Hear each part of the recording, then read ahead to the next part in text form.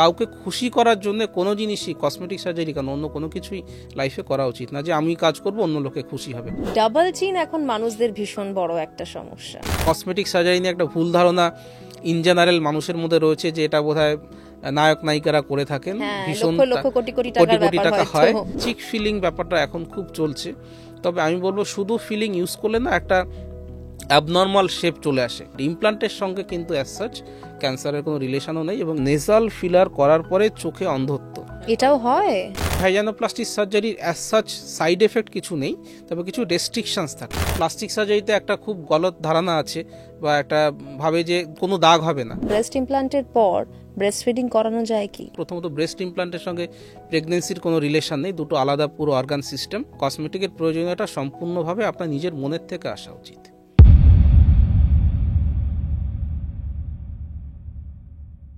সঙ্গে সঙ্গীতায় আপনাদের সঙ্গে আমি সঙ্গীতা। আজকের এই পডকাস্টে আমাদের সঙ্গে রয়েছেন প্লাস্টিক এবং কসমেটিক সার্জন ডক্টর জয়ন্ত বাইন। এই পডকাস্টে আমরা আলোচনা করেছি ফিমেল কসমেটিক সার্জারি নিয়ে। লিপ ফিলার থেকে শুরু করে ব্রেস্ট অগমেন্টেশন, সমস্ত ডিটেল রয়েছে এই পডকাস্টে, তাই শেষ পর্যন্ত সঙ্গে থাকতে হবে।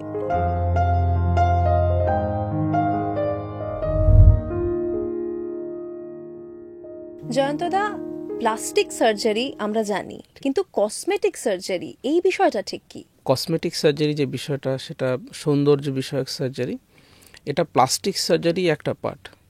কি হয়, আমরা প্লাস্টিক সার্জনসরা ট্রেন্ড থাকি, যেমন ধরুন এই প্লাস্টিক সার্জারির ব্যাপারটা ফার্স্ট ওয়ার্ল্ড ওয়ারের পর থেকে সেকেন্ড ওয়ার্ল্ড ওয়ারে এই সময়টায় সব থেকে বেশি ফ্লারিশ করেছিল। তখন যেটা হচ্ছিল, যুদ্ধক্ষেত্রে ধরুন একটা যুদ্ধ হলো, একজন সৈন্যের মুখে ট্রমা হয়েছে, তো ডিসফিগারমেন্ট হয়ে গেছে, বা কারো হাত কেটে গেছে বা নষ্ট হয়ে গেছে। তো সেই ডিসফিগারমেন্টটাকে ঠিক করার জন্যে যে সার্জারিগুলো করা হতো, বা এখনও যেটা করা হয়, সেটা হচ্ছে প্লাস্টিক সার্জারি। আমি নাকের উদাহরণ দিয়ে যদি বলি, ধরুন নাকে কারোর ক্যান্সার হয়েছে, তাহলে সেই ক্যান্সারের টিস্যুটাকে আমাকে বাদ দিতে হবে। তো নাকের এই যে প্লাস্টিক সার্জারিটা আমরা করি, সামনের দিক থেকে টিস্যু নিয়ে, কপালের থেকে টিস্যু নিয়ে নাকটা রিকনস্ট্রাকশন করা, এটাকে আমাদের সুশ্রুতা কয়েক হাজার বছর আগে কিন্তু হিন্দু আমাদের যে সার্জিক্যাল টেকনিক্স রয়েছে আয়ুর্বেদাতে, সেটা বলে রয়েছে। তো কী হচ্ছে, নাকের এই সার্জারি করতে করতে প্লাস্টিক সার্জেন্স আমরা যারা রয়েছি, তারা নেজাল অ্যানাটমি, নেজাল টিস্যুটাকে কীভাবে মডিফাই করা যায়, সেই ব্যাপারটা আমাদের আয়ত্তে চলে আসে। তো ধরুন একটা খারাপ নাককে যেমন আমরা নর্মালে নিয়ে আসতে পারি, তেমনি অ্যাজ সাচ তার নিঃশ্বাস প্রশ্বাস নিতে অসুবিধে হচ্ছে না, অন্য কোনো অসুবিধে নেই, কিন্তু তার মনে হচ্ছে নাকটা একটুখানি চ্যাপটা আছে বা নাকটা একটুখানি বড় রয়েছে, সেটাকেও কিন্তু আমরা ফার্দার বেটারমেন্ট করতে পারি। রাইনোপ্লাস্টি। তো প্লাস্টিক সার্জারিটা হচ্ছে যখন কোনো জায়গায় ক্ষতি হয়ে গেছে, সেটাকে রিপেয়ার করা হচ্ছে প্লাস্টিক সার্জারি। আর যে টিস্যুটা নর্মালি সব ঠিকঠাকই রয়েছে বলে মনে হচ্ছে, কিন্তু আরও বেটারমেন্ট করছি, সেই জায়গাটা কসমেটিক সার্জারি চলে আসে। একই উদাহরণ আমি ব্রেস্টের ক্ষেত্রেও দিতে পারি। ধরুন কোনো মহিলার ব্রেস্ট নর্মাল সাইজে রয়েছে, তার ব্রেস্ট ফিডিং করাতেও কোনো অসুবিধে হচ্ছে না, কিন্তু সে যখন সাইজটাকে বাড়াতে চাইছে, জিনিসটা নর্মালি ছিল কিন্তু সাইজটাকে তিনি বাড়াতে চাইছেন, তখন যে ব্রেস্ট অগমেন্টেশন করছি আমরা সিলিকনটাকে দিয়ে, সেটাকে আমরা কসমেটিক সার্জিক্যাল প্রসিজিয়ার্স বলবো। তো এরকম বডির বিভিন্ন পার্টটাকেই আমরা আমাদের নিজেদের মানদণ্ড অনুযায়ী সৌন্দর্যের চেতনা আমাদের বিভিন্ন সময়ে চেঞ্জ হয়। তো এখন যেমন ধরুন লিপ ফিলার করতে চান, নর্মালি হয়তো তার লিপ খুবই সুন্দর দেখতে, কিন্তু তিনি চাইছেন আরও জিনিসটাকে ফোলাতে বা পাফি করতে। তো এই যে নর্মাল জিনিসটাকে আরও সুন্দর করে যে ব্যাপারটা নেওয়া, সেটাকেই আমরা কসমেটিক সার্জারি বলবো। তো বেসিক হচ্ছে প্লাস্টিক সার্জারি। সেখানে আমাদের লিপের অ্যানাটমি বা লিপ ইনজুরি হলে পারে কী করতে হবে, লিপ লস হয়ে গেলে কী করতে হবে, সেটা প্লাস্টিক সার্জারিতে শেখানো হয়। তো সেই শেখানোর জ্ঞানটা নিয়ে নর্মাল লিপটাকেও আমরা আরও সুন্দর করতে পারি, এই জায়গাটায় আসে কসমেটিক। হ্যাঁ, মানে যখন কোনো মানুষ ভাবছেন যে তার দেহের কোনো একটা পার্ট তার মন মতো হচ্ছে না, ঠিক চাইলে সেটাকে আমরা বদলাতে পারি, এখন কিছুটা চেঞ্জ করতে পারি, যতটা সম্ভব করা যায়, সেফটির মধ্যে রেখে যে জিনিসটা করতে হবে সেটা কসমেটিক সার্জারি। এবং ইদানিং because of this internet, social media, এই সমস্ত কারণে বা মোবাইল আসার কারণে মানুষ সঙ্গে সঙ্গে সেলফি তুলছেন। হ্যাঁ, আগে হয়তো জিনিসটা মাথাটা অত আসতো না। যেমন আমি কয়েকদিন আগেই একজন টিচার, স্কুলের teacher, she is in 40s, তো উনি বলছেন, স্যার আমার নাকটা ফটো যখন নিচ্ছি নাকটা খুব বোচা মনে হচ্ছে, তো আমাকে জিনিসটাকে ঠিক করে দিন। ওনাকে যেটা করলাম, আমরা সিলিকন রাইনোপ্লাস্টি করলাম, সিলিকন ইমপ্লান্ট দিয়ে। শি ইজ ভেরি হ্যাপি, সেদিনেই ছুটি হয়ে গেছে। তো এই বেটারমেন্ট করে নেওয়াটা, এই ব্যাপারটাই কিন্তু কসমেটিক সার্জারি। এবং এই ক্ষেত্রে রিস্ক কতটা থাকে, যে প্রশ্নটা সবার আগে সাধারণ মানুষের মনে আসবে? কি হয়, নর্মালি যে অপারেশনগুলো আমরা করি বা আমরা ডাক্তারদের কাছে হসপিটালে যাই, কোনো একটা অসুবিধে নিয়ে যাই, ধরুন কারো পা ভেঙে গেল, তাকে সেটা রিপেয়ার করতে হবে, বা কারো গলস্টোন হলো, তাকে গল ব্লাডার সার্জারি করতে হবে, বা যে কোনো অসুখ হলো। কসমেটিকের ব্যাপারটা কি হয়, এটা আপনি ইচ্ছে করে যাচ্ছেন, আপনার কিন্তু সেইভাবে অসুবিধে কিছু ছিল না, নাক বোঁচা ছিল, তার জন্য অসুবিধে কিছু হচ্ছিল না, একমাত্র দেখা ছাড়া। তো এই জন্যেই ওই অপারেশনটা করতে গিয়ে যদি কোনো অসুবিধে হয়ে যায়, তখন সে ভয় পায় যে অ্যাকচুয়ালি তো দরকার ছিল না। সেই জন্য প্রথমেই আমাদের কসমেটিক সার্জেন্স পেশেন্ট যারা আসেন করানোর জন্য, তাদের মনে খুব প্রশ্ন থাকে যে ভয় কতটা আছে, রিস্ক কতটা আছে। এটা ডিপেন্ড করছে কি প্রসিজিয়ার্স আপনি করছেন। ডেফিনেটলি দেখুন, আমরা রাস্তাঘাটে চলি, আমরা হেলমেট নিয়ে যাই না, যাতে অ্যাক্সিডেন্ট না হয়, অ্যাক্সিডেন্ট হলেও যাতে আমাদের মাথাটা প্রোটেক্টেড থাকে। তো প্রত্যেকটা এরকম যে সার্জারিগুলো করছি, সেই সার্জারি রিলেটেড কিছু রিস্ক ফ্যাক্টর ডেফিনেটলি থাকে, পেশেন্ট রিলেটেড কিছু রিস্ক ফ্যাক্টর থাকে, আর কিছু অ্যাসোসিয়েটেড রিস্ক ফ্যাক্টরও চলে আসে। তো যেমন সার্জেন্সের এক্সপিরিয়েন্স, তিনি এই সার্জারিগুলো করেন কিনা, কতটা এক্সপিরিয়েন্স, সে কোথা থেকে ট্রেনিং নিয়েছেন। তো এই ব্যাপারগুলো মিলিয়ে প্রসিডিওর টু প্রসিজিয়ার্স আমরা কিন্তু আলাদা করব। সবার জন্য যে একই রিস্ক, একটা রাইনোপ্লাস্টি করার জন্য যে রিস্ক ফ্যাক্টর থাকবে, ব্রেস্টের জন্য সেই রিস্ক ফ্যাক্টর থাকবে না, বা কসমেটিক জেনাইটাল সার্জারির জন্য সেই রিস্ক ফ্যাক্টর থাকবে না, বা লাইপোসাকশনের যে রিস্কটা থাকছে সেটা অন্য সার্জারিতে থাকবে না। তো এটা প্রসিজিয়ার্স টু প্রসিজিয়ার্স, এটা কিন্তু ভ্যারি করে। মানে রিস্ক আছে, তবে সেটা সেরকম বেশিও নয়। সেটা ধরুন কোনো পেশেন্টকে আমরা জেনারেল অ্যানাস্থেসিয়া দিয়ে করব, ফুল অজ্ঞান করে নেওয়া, তো অজ্ঞান করার একটা রিস্ক থাকে। তো এবারে আমরা সেটা জেনে নিই যে আপনার অন্য কোনো আগে কোনো প্রিভিয়াস সার্জারি হয়েছে কিনা। ধরুন কোনো পেশেন্টের আমরা লাইপোসাকশন করব, তো উনি বললেন যে আমার সিজারিয়ান সেকশন হয়েছে, বা এর আগে আমার গল ব্লাডার সার্জারি হয়েছে, আমি জেনারেল অ্যানাস্থেসিয়া দিয়ে গেছি, আমার কোনো অসুবিধা হয়নি, তাহলে আমরা ধরে নিতে পারি তার সার্জারি বা অ্যানাস্থেসিয়া রিলেটেড অসুবিধা হবে না। তো এরকমভাবে রিস্ক নেই আমি বলবো না, সেটা আনসাইন্টিফিক হয়ে যাবে বলাটা। রিস্ক থাকে, তবে সেটা পেশেন্ট, যেমন ধরুন কোনো ডায়াবেটিক পেশেন্ট এলেন, বা একজন পেশেন্ট তিনি হেভি স্মোকার, খুব স্মোকিং করেন, তাকে যদি আমি খুব বেশি লাইপোসাকশন করি, চামড়া যদি ভীষণ পাতলা করে দিই, তাহলে তার চামড়াটায় কিন্তু নেক্রোসিস হওয়ার বা অন্যান্য কমপ্লিকেশনের সম্ভাবনা থাকে। তো এই জন্যই পেশেন্ট যখন আসেন, তাদের সঙ্গে আমরা ডিটেলসে বসে কথাটা নিয়ে আলোচনা করি, তার মনে যে যে রিস্ক সম্ভাবনা হতে পারে, অনেক সময় পেশেন্ট জানেন না, আমাদেরকেও সেটা তাদেরকে বুঝিয়ে বলতে হয় যে এই ব্যাপারগুলো পজিটিভ নেগেটিভ রয়েছে। কেস হিস্ট্রিটা নেওয়া খুব জরুরি, ভীষণ জরুরি, বিশেষ করে কসমেটিক সার্জারির ক্ষেত্রে। আর একটা জিনিস জানা দরকার যে পেশেন্টের সত্যিই নেসেসিটি আছে কিনা। অনেকেই থাকেন আমরা যেটা বলি বডি ডিসমরফিক ডিসঅর্ডার, হ্যাঁ, তার মনে হচ্ছে যে নাকটা ঠিক নেই। তো আমরা প্রথমেই যেটা বলি, ডেমনস্ট্রেট করতে বলি, আপনি নাকের কোন পার্টটা আপনার মনে হচ্ছে ঠিক নেই, সেটা আমরা নিজেরা ডাক্তারবাবুরা অ্যানালাইজ করি, ওনার সত্যি এই জিনিসটা ইমপ্রুভ করা যাবে কি যাবে না, না এটা তার একটা মনের বিভ্রান্তি। অধিকাংশ ক্ষেত্রেই দেখা যায় পেশেন্টরা কিন্তু বলতে পারেন, ধরুন কারো ব্রেস্ট ছোট, সেটা তো দেখলে পরেই বোঝা যায় যে সত্যি তার ব্রেস্ট ছোট, বা তার কারো নাকটা বোঁচা আছে। কিন্তু কিছু কিছু ফানি পেশেন্ট আসেন, ওপিডিতে আসেন মাঝে মাঝে, তারা এসে ফটো দেখান কি স্যার আমাকে এরকম করে দিতে হবে, মানে কোনো ফিল্ম অ্যাক্টর, একদম এক্স্যাক্টলি। হ্যাঁ, আমি যখন পিজি হসপিটালে ছিলাম, সেখানে কিন্তু এসে সে ঋতিক রোশনের ফটো নিয়ে এসছে, কৃষ্ণনগর থেকে একটা ছেলে, ঋতিক রোশনের হ্যাঁ, ছবি, 16-17 বছর বয়স, সে চলে এসে বাবাকে নিয়ে এসছেন, তার বাড়িতে সে এতই বিরক্ত করছে, বাবাকে নিয়ে আসতে বাধ্য হয়েছে, বাবা নিয়ে আসতে বাধ্য হয়েছে। তো আমরা তাকে বোঝালাম, এবং তখন আমরা তাকে সেইভাবে কাউন্সিলিং করানোটা সেক্ষেত্রে দরকার হয়। তো এটা একজন প্লাস্টিক সার্জন বা কসমেটিক সার্জন যিনি প্রসিজিয়ারটা করবেন, তাকে কিন্তু এই ডিফারেন্সিয়েটটা করতে হবে যে সত্যি পেশেন্টের এই প্রসিজিয়ারটা দরকার কি দরকার নয়। তারপরে বিভিন্ন অপশানস দেওয়া, যে ABCD এই জিনিস করা যেতে পারে, এটা করলে পরে এই জিনিসটা হবে। এই কাউন্সিলিংটা এবং অ্যাসেসমেন্টটা ভীষণ ইম্পর্ট্যান্ট। কসমেটিক সার্জারিতে মানে কি কি ধরনের কসমেটিক সার্জারি হয়, আমরা যদি একটু ডিটেলে যাই। কসমেটিক সার্জারি যেটা রয়েছে, সেটাকে আমরা বেসিক্যালি 2 বা 3টে ভাগে ভাগ করতে পারি জেনারেলাইজডভাবে। একটা মহিলাদের জন্য যে কসমেটিক সার্জারি, একটা পুরুষদের জন্য যে কসমেটিক সার্জারি, এবং 2টো কমন। মহিলাদের জন্য কসমেটিক সার্জারি যদি আমরা বলি, ফেসিয়াল কসমেটিক সার্জারিগুলো যে পার্টটা রয়েছে সেটা, তারপরে ব্রেস্টের যে ব্যাপারটা, এরপরে জেনাইটাল এবং অ্যাবডোমেন, এই 4টে। আর পুরুষদের জন্য বিশেষ করে আসে হেয়ার ট্রান্সপ্লান্টের ব্যাপারটা থাকছে, প্লাস গাইনোকোমাস্টিয়া থাকে, এবং তাদের যে মেল জেনাইটাল কসমেটিক সার্জারি, এই গ্রসলি এই 2 ভাগে ভাগ করা যায়। কিছু কিছু জিনিস কমন থাকে, যেমন লাইপোসাকশন, সেটা পুরুষ মহিলা উভয়ই পেটের লাইপোসাকশন করতে, থাইয়ের লাইপোসাকশন করতে, আর্মসের লাইপোসাকশন বা নেকের লাইপোসাকশন করতে আসেন, এটা উভয়ের জন্য হয়। তো এইভাবে গ্রসলি আমরা 2 থেকে 3টে ক্যাটাগরিজে ভাগ করি। তবে আমি দেখেছি পেশেন্টরা কিন্তু তারা একটা নির্দিষ্ট স্পেসিফিক প্রবলেম নিয়েই আসেন, যে আমি লিপসের কিছু করতে চাই, বা আমি বুবসের কিছু করতে চাই, বা আমি অ্যাবডোমেনের কিছু করতে চাই। এইভাবে আমরা কিন্তু ডিভাইডটা করতে পারি। আমরা যদি পরপর প্রবলেম নিয়ে যাই, তাহলে আমাদের দর্শকদের বুঝতে সব থেকে সুবিধা হবে। ঠিক। আমরা যদি ফেসিয়ালটা দিয়ে শুরু করি, ফেসিয়াল কসমেটিক সার্জারির মধ্যে কি কি পড়ছে? একটা তো রাইনোপ্লাস্টি। হ্যাঁ, একটা হচ্ছে রাইনোপ্লাস্টি। এটা মোস্টলি আমি বলবো যে যেটা সব থেকে বেশি করা হয় সেই হিসেবে বলছি ইন্ডিয়াতে বা আমাদের প্র্যাকটিসে রাইনোপ্লাস্টি সব থেকে বেশি কমন। বোথ মেল এবং ফিমেল দুজনেই আসেন রাইনোপ্লাস্টি ব্যাপারটা করতে। তারপরে ফেসে যেটা আসেন তারা ফেসিয়াল হলোনেস বা আন্ডার আই ব্ল্যাকেনিং বা হলোনেস এই জিনিসটা নিয়ে আসেন, সেখানে আমাদের ফিলার করতে হয়। নাকের জন্য রাইনোপ্লাস্টি করছি। রাইনোপ্লাস্টিটা কিভাবে করেন, মানে আমি একটু প্রসিডিওরটাও খানিকটা বুঝতে চাইবো। আচ্ছা, এবং কস্টটাও খানিকটা বুঝতে চাইবেন। রাইনোপ্লাস্টি দু ধরনের হয়। দেখুন, রাইনোপ্লাস্টি যারা নাকের সমস্যাটা নিয়ে আসছেন, 2 থেকে 3 রকমের সমস্যা তাদের থাকে।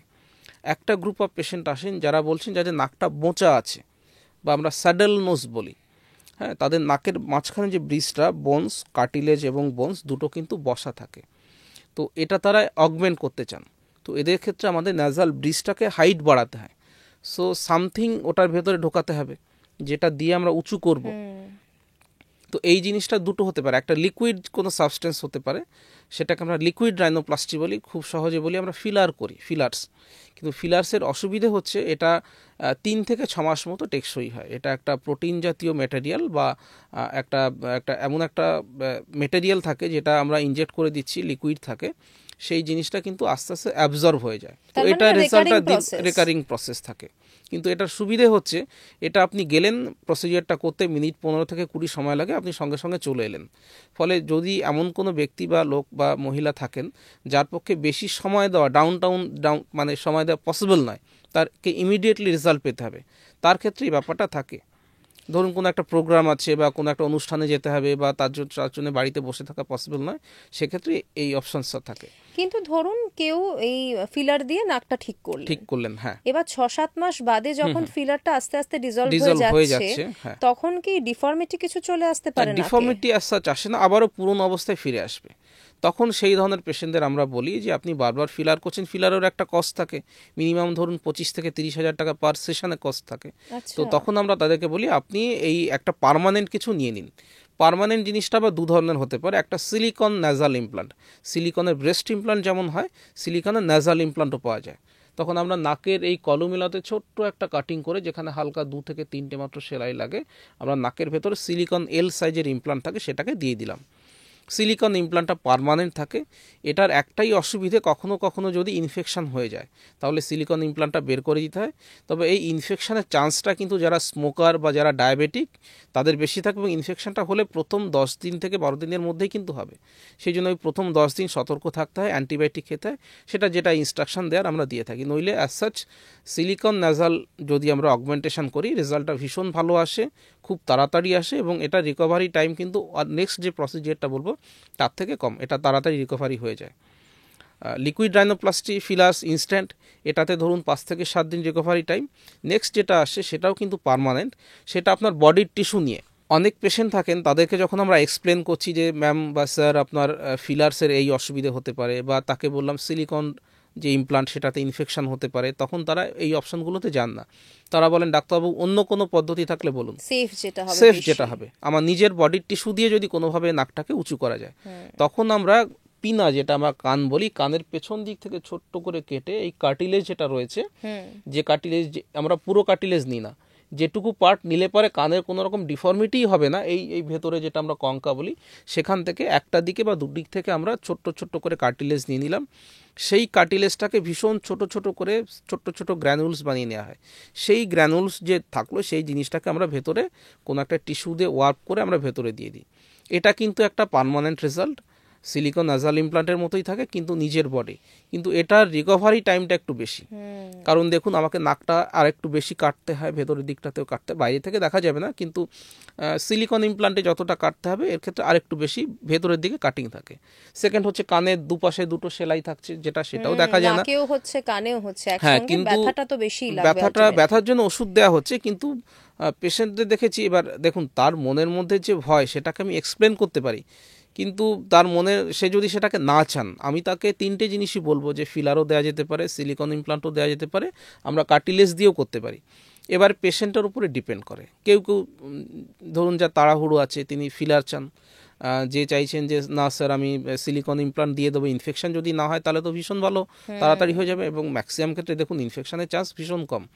তো কিন্তু আমরা গ্যারান্টি তো দিতে পারছি না, কেউই কোনো ব্যাপারে গ্যারান্টি দেওয়াটা নন সায়েন্টিফিক হবে, ঠিক হবে না। তো আমরা তাকে বোঝাতে পারি। প্লাস তিনি যদি স্মোকিং করছেন না, ডায়াবেটিক নন, স্কিনে ভালো রয়েছে, মুখে কোনো পিম্পলস নেই, তাকে সিলিকন ইমপ্লান্ট দেওয়া যেতে পারে। আর যে ভীষণ ভয় পাচ্ছেন তাকে বলি দেখুন আপনার ডাউন টাইম একটু বেশি হবে, 2 সপ্তাহ মতো লাগবে, বাড়িতে থাকতে হবে 1 সপ্তাহ, আর 1 সপ্তাহ আপনি বাড়ির বাইরে বেরোতে পারেন, কিন্তু কিছু সতর্কতা থাকবে। তাদের ক্ষেত্রে আমরা দিয়ে নিই এই মানে কার্টিলেজটা নিয়ে নিই, সেটা সব থেকে সেফেস্ট প্রসিজার্স, কিন্তু রিকভারি টাইমটা ওই 2 সপ্তাহ মতো। কিন্তু একবার রিকভার হয়ে গেলে তারপর আর কোনো অসুবিধা নেই, তারপরে জিনিসটা পার্মানেন্ট। সেটা সিলিকন ইমপ্লান্টের ক্ষেত্রে সিলিকন ইমপ্লান্ট, কার্টিলেজ দুটোই পার্মানেন্ট, একমাত্র যেটা ফিলার্স দেওয়া হচ্ছে সেটা কিন্তু পার্মানেন্ট না। আমি বাকি দুটোর ফিলারের খরচ আপনি বললেন, বাকি দুটোর খরচ সম্বন্ধেও একটু জানতে চাই। সিলিকন ইমপ্লান্ট দিয়ে যদি করে, ইমপ্লান্টসের বিভিন্ন কোয়ালিটি হয়, আমরা বেস্ট কোয়ালিটির সিলিকন ইমপ্লান্টটা ইউজ করি, সেটা মোটামুটি 40 থেকে 60 ডিপেন্ডিং আপন তার কোন সাইজের সিলিকন ইমপ্লান্ট লাগছে সেটার উপরে ডিপেন্ড করে। আর একটা হচ্ছে তিনি কোন হসপিটালে করতে চাইছেন, কদিন হসপিটালে থাকতে চাইছেন সেগুলো, প্লাস অ্যাসোসিয়েটেড কোনো কন্ডিশনস রয়েছে কিনা, সেটা লোকাল অ্যানাস্থেসিয়াতে করা যাবে কিনা, পেশেন্ট যদি ডায়াবেটিক থাকেন, সুগার থাকে, অন্যান্য অসুবিধে থাকে, তাকে আমাদেরকে হসপিটালে 1-2 দিন রাখতে হয়। তো সব মিলিয়ে সিলিকন ইমপ্লান্ট দিয়ে করলে 40 থেকে 60 এরকম মোটামুটি একটা হয়, কিছুটা বাড়া কমা হতে পারে। আর যদি আমরা কার্টিলেজ নিয়ে করি সেটা ওই 40 থেকে 60 এটার মাঝামাঝি আসে। মোটামুটি 60,000 টাকার মধ্যে এই প্রসিজারগুলো কিন্তু সার্জিক্যালি কমপ্লিট করে যায়। আপনি যদি টাকা পয়সার দিক দিয়ে দেখেন তাহলে বলবো যে ফিলারের থেকে এটা অনেক সস্তা, কারণ ফিলার তো আপনাকে 6 মাস পর পর রিপিট করতে হচ্ছে, আর এটা করলে এটা পার্মানেন্ট হয়ে যায়, মানে 1 বছরেই আপনার টাকাটা একই রকম খরচ হয়ে যাবে, বেশি খরচ হয়ে যাবে বরং। কিন্তু কিছু ধরুন কোনো সোশ্যাল অকেশন রয়েছে, কারো বিয়ে শাদী আছে, আপনি ইনস্ট্যান্ট রেজাল্ট চাইছেন, আপনার পক্ষে ডাউন টাইম দিয়ে একেবারেই পসিবল না, বা এমন কোনো প্রফেশনে আছেন ছুটি পাবেন না, সেক্ষেত্রে ফিলার্স। কিন্তু এর সাইড এফেক্ট কি? ফিলার্সের যেটা সাইড এফেক্ট সেটা বাকি দুটো তো আমি বললাম ব্যথা হয় বা অন্য কিছু। ফিলার্সের ক্ষেত্রে side effect, usually side effect থাকে না, খুব সেফ একটা প্রসিজার্স। কিন্তু দেখা গেছে নেজাল ফিলার্স বা লিপ ফিলারের ক্ষেত্রে, লিপেরটাও আমি বলে নিই, ফিলারটা হচ্ছে কি একটা জিনিস, মানে ফিলার বলতে বুঝতে পারছেন ফিলিং করা কিছু, তো ছোট্ট এবং খুব সরু ইনজেকশনস থাকে, নিডল দিয়ে আমরা ফিল করি। তো এর মধ্যে যে লিকুইডটা থাকে সেটা অনেক সময় অ্যাক্সিডেন্টালি ব্লাড ভেসেলসের মধ্যে ঢুকে যেতে পারে, সেটা যাতে না ঢোকে সেজন্য ডাক্তারবাবুরা আমরা অ্যাসপিরেশন করে সমস্ত কিছু করেই নেওয়া হয়। আপনি রাস্তায় যখন বেরোচ্ছেন সমস্ত প্রোটেকশন নেওয়ার পরেও দেখবেন অ্যাক্সিডেন্ট হয়, হতে পারে। তো দেখা গেছে 10,000 থেকে 20,000 ফিলার্স যদি ইনসিডেন্টে, আমরা মেডিকেল যে জার্নালগুলো রয়েছে সেখানে আমাদের এই ব্যাপারগুলো রিপোর্টেড থাকে, একটা গড় হিসেব হচ্ছে 10 থেকে 15,000 কেসের ক্ষেত্রে একটা ক্ষেত্রে এটা ইনসিডেন্ট রেট আর কি, সেক্ষেত্রে নেক্রোসিস হতে পারে, লাল হয়ে যাবে জায়গাটা, কয়েকদিনের মধ্যে কালো হয়ে যাবে এবং জায়গাটাতে পচন ধরবে। এটা বিভিন্ন গ্রেড থাকে, কারোর কম হতে পারে, কারোর বেশি হতে পারে। অনেক সময় ইনজেকশনস দিলে পরে ব্রুইজিং হয়, হালকা ব্লু হয়ে যায়, সেটাকে অনেক সময় পেশেন্টরা ভেবে ফেলেন যে আমার নেক্রোসিস হচ্ছে কিনা, কারণ এই ব্যাপারগুলো আমরা তাদের এক্সপ্লেন করেই থাকি। কিন্তু সেটা ডাক্তারবাবু দেখলে বুঝতে পারবেন, যদি নেক্রোসিস মনে হচ্ছে তার জন্য আমরা হায়ালুরোনিডেস বলে এক ধরনের ইনজেকশনে সেই ব্যাপারগুলো দিই। তো এটা নিয়ে মানে ভয় পাবেন না বলবো না, তবে এটা একটা পটেনশিয়াল কমপ্লিকেশন। আর একটা খুব রেয়ার কমপ্লিকেশন আছে, যেটা আপনারা গুগল সার্চ করলেও পেয়ে যাবেন, সেটা হচ্ছে নেজাল ফিলার করার পরে চোখে অন্ধত্ব। হ্যাঁ, কারণ আমাদের চোখের যে আর্টারি থাকে, চোখের যে ব্লাড ভেসেলস, তার সঙ্গে নাকের একটা যোগ থাকে, নাকের যে রক্তনালিকা, চোখের রক্তনালিকা, এই দুটোর মধ্যে যোগাযোগ আছে। তো ওটা কখনো মাইগ্রেট করে ফিলারটা, প্রথম কথা ফিলারটা রক্তনালীতে ঢোকার কথাই নয়, ইনকেস ধরুন রক্তনালীতেও ঢুকলো, সেটা মাইগ্রেট করে চোখের মধ্যেও চলে গেল, তাহলে রেয়ার একটা অকেশনে কিন্তু এটা ইনসিডেন্ট, হ্যাঁ প্রায় 1 লাখ থেকে 2 লাখ বা এরকম একটা ইনসিডেন্টের মধ্যে একটা ইনসিডেন্ট হতে পারে যে ট্রানজিয়েন্ট বা কমপ্লিট কিন্তু ব্লাইন্ডনেস আসতে পারে। সেই জন্যে অধিকাংশ প্লাস্টিক সার্জেন্সরাই কিন্তু নেজাল ফিলারটা, আমরা ঠোঁটে ফিলার করতে পারি, চিকে ফিলার করতে পারি, অন্যান্য এরিয়াতে করতে পারি, কিন্তু এটাকে ডেঞ্জার এরিয়া অফ ফেস বলে, যারা আমরা নাক এবং উপরের ঠোঁট দুটোকে, বিশেষ করে নাকটাকে। তো নাকে ফিলার করার সময় ভীষণ রকমের সতর্ক থাকতে হয়। হ্যাঁ, যখন খরচটা এমন কিছু পার্থক্য হচ্ছে না, তখন বাদবাকি দুটো প্রসিডিওর করে নেওয়া অনেকটা সেফ। ঠিক। এ তো গেল নাকের কথা। আমরা যদি এবার চোখের দিকে আসি, চোখেরও কিছু প্রসিডিওর থাকে, কসমেটিক প্রসিডিওর থাকে। চোখের যারা পেশেন্টরা আমাদের কাছে আসেন তারা 2 থেকে 3টে সমস্যা নিয়ে আসেন, সবার কিন্তু একই সমস্যা নয়। কিছু ইয়ং পেশেন্ট যারা আসেন তারা বলছেন কি স্যার আন্ডার আই ব্ল্যাকনিং হচ্ছে বা হলো হয়ে যাচ্ছে, অনেক সময় কি হয়, যখন আমরা ফটো নিচ্ছি, কোন অ্যাঙ্গেলে নিচ্ছেন বা যে শ্যাডোটা আসছে সেটার উপরে আন্ডার আই ব্ল্যাকনিং হয়েছে কিনা বোঝা যায়। অনেক সময় চোখের এই যে আমাদের অরবাইটাল রিম, তার থেকে যে টিস্যুটা আছে সেটা নিচের দিকে চলে আসে, তো হলোনেস মনে হয়, কালচে মনে হয়। তো এই জায়গাটাকে ফিলার করা যেতে পারে, ফিলিংস করা, আমরা যেটা ওষুধ রয়েছে সেটা দিয়ে ফিলিং করা যেতে পারে, কিন্তু সেটারও ওই একই অসুবিধা, যেটা দীর্ঘস্থায়ী নয়।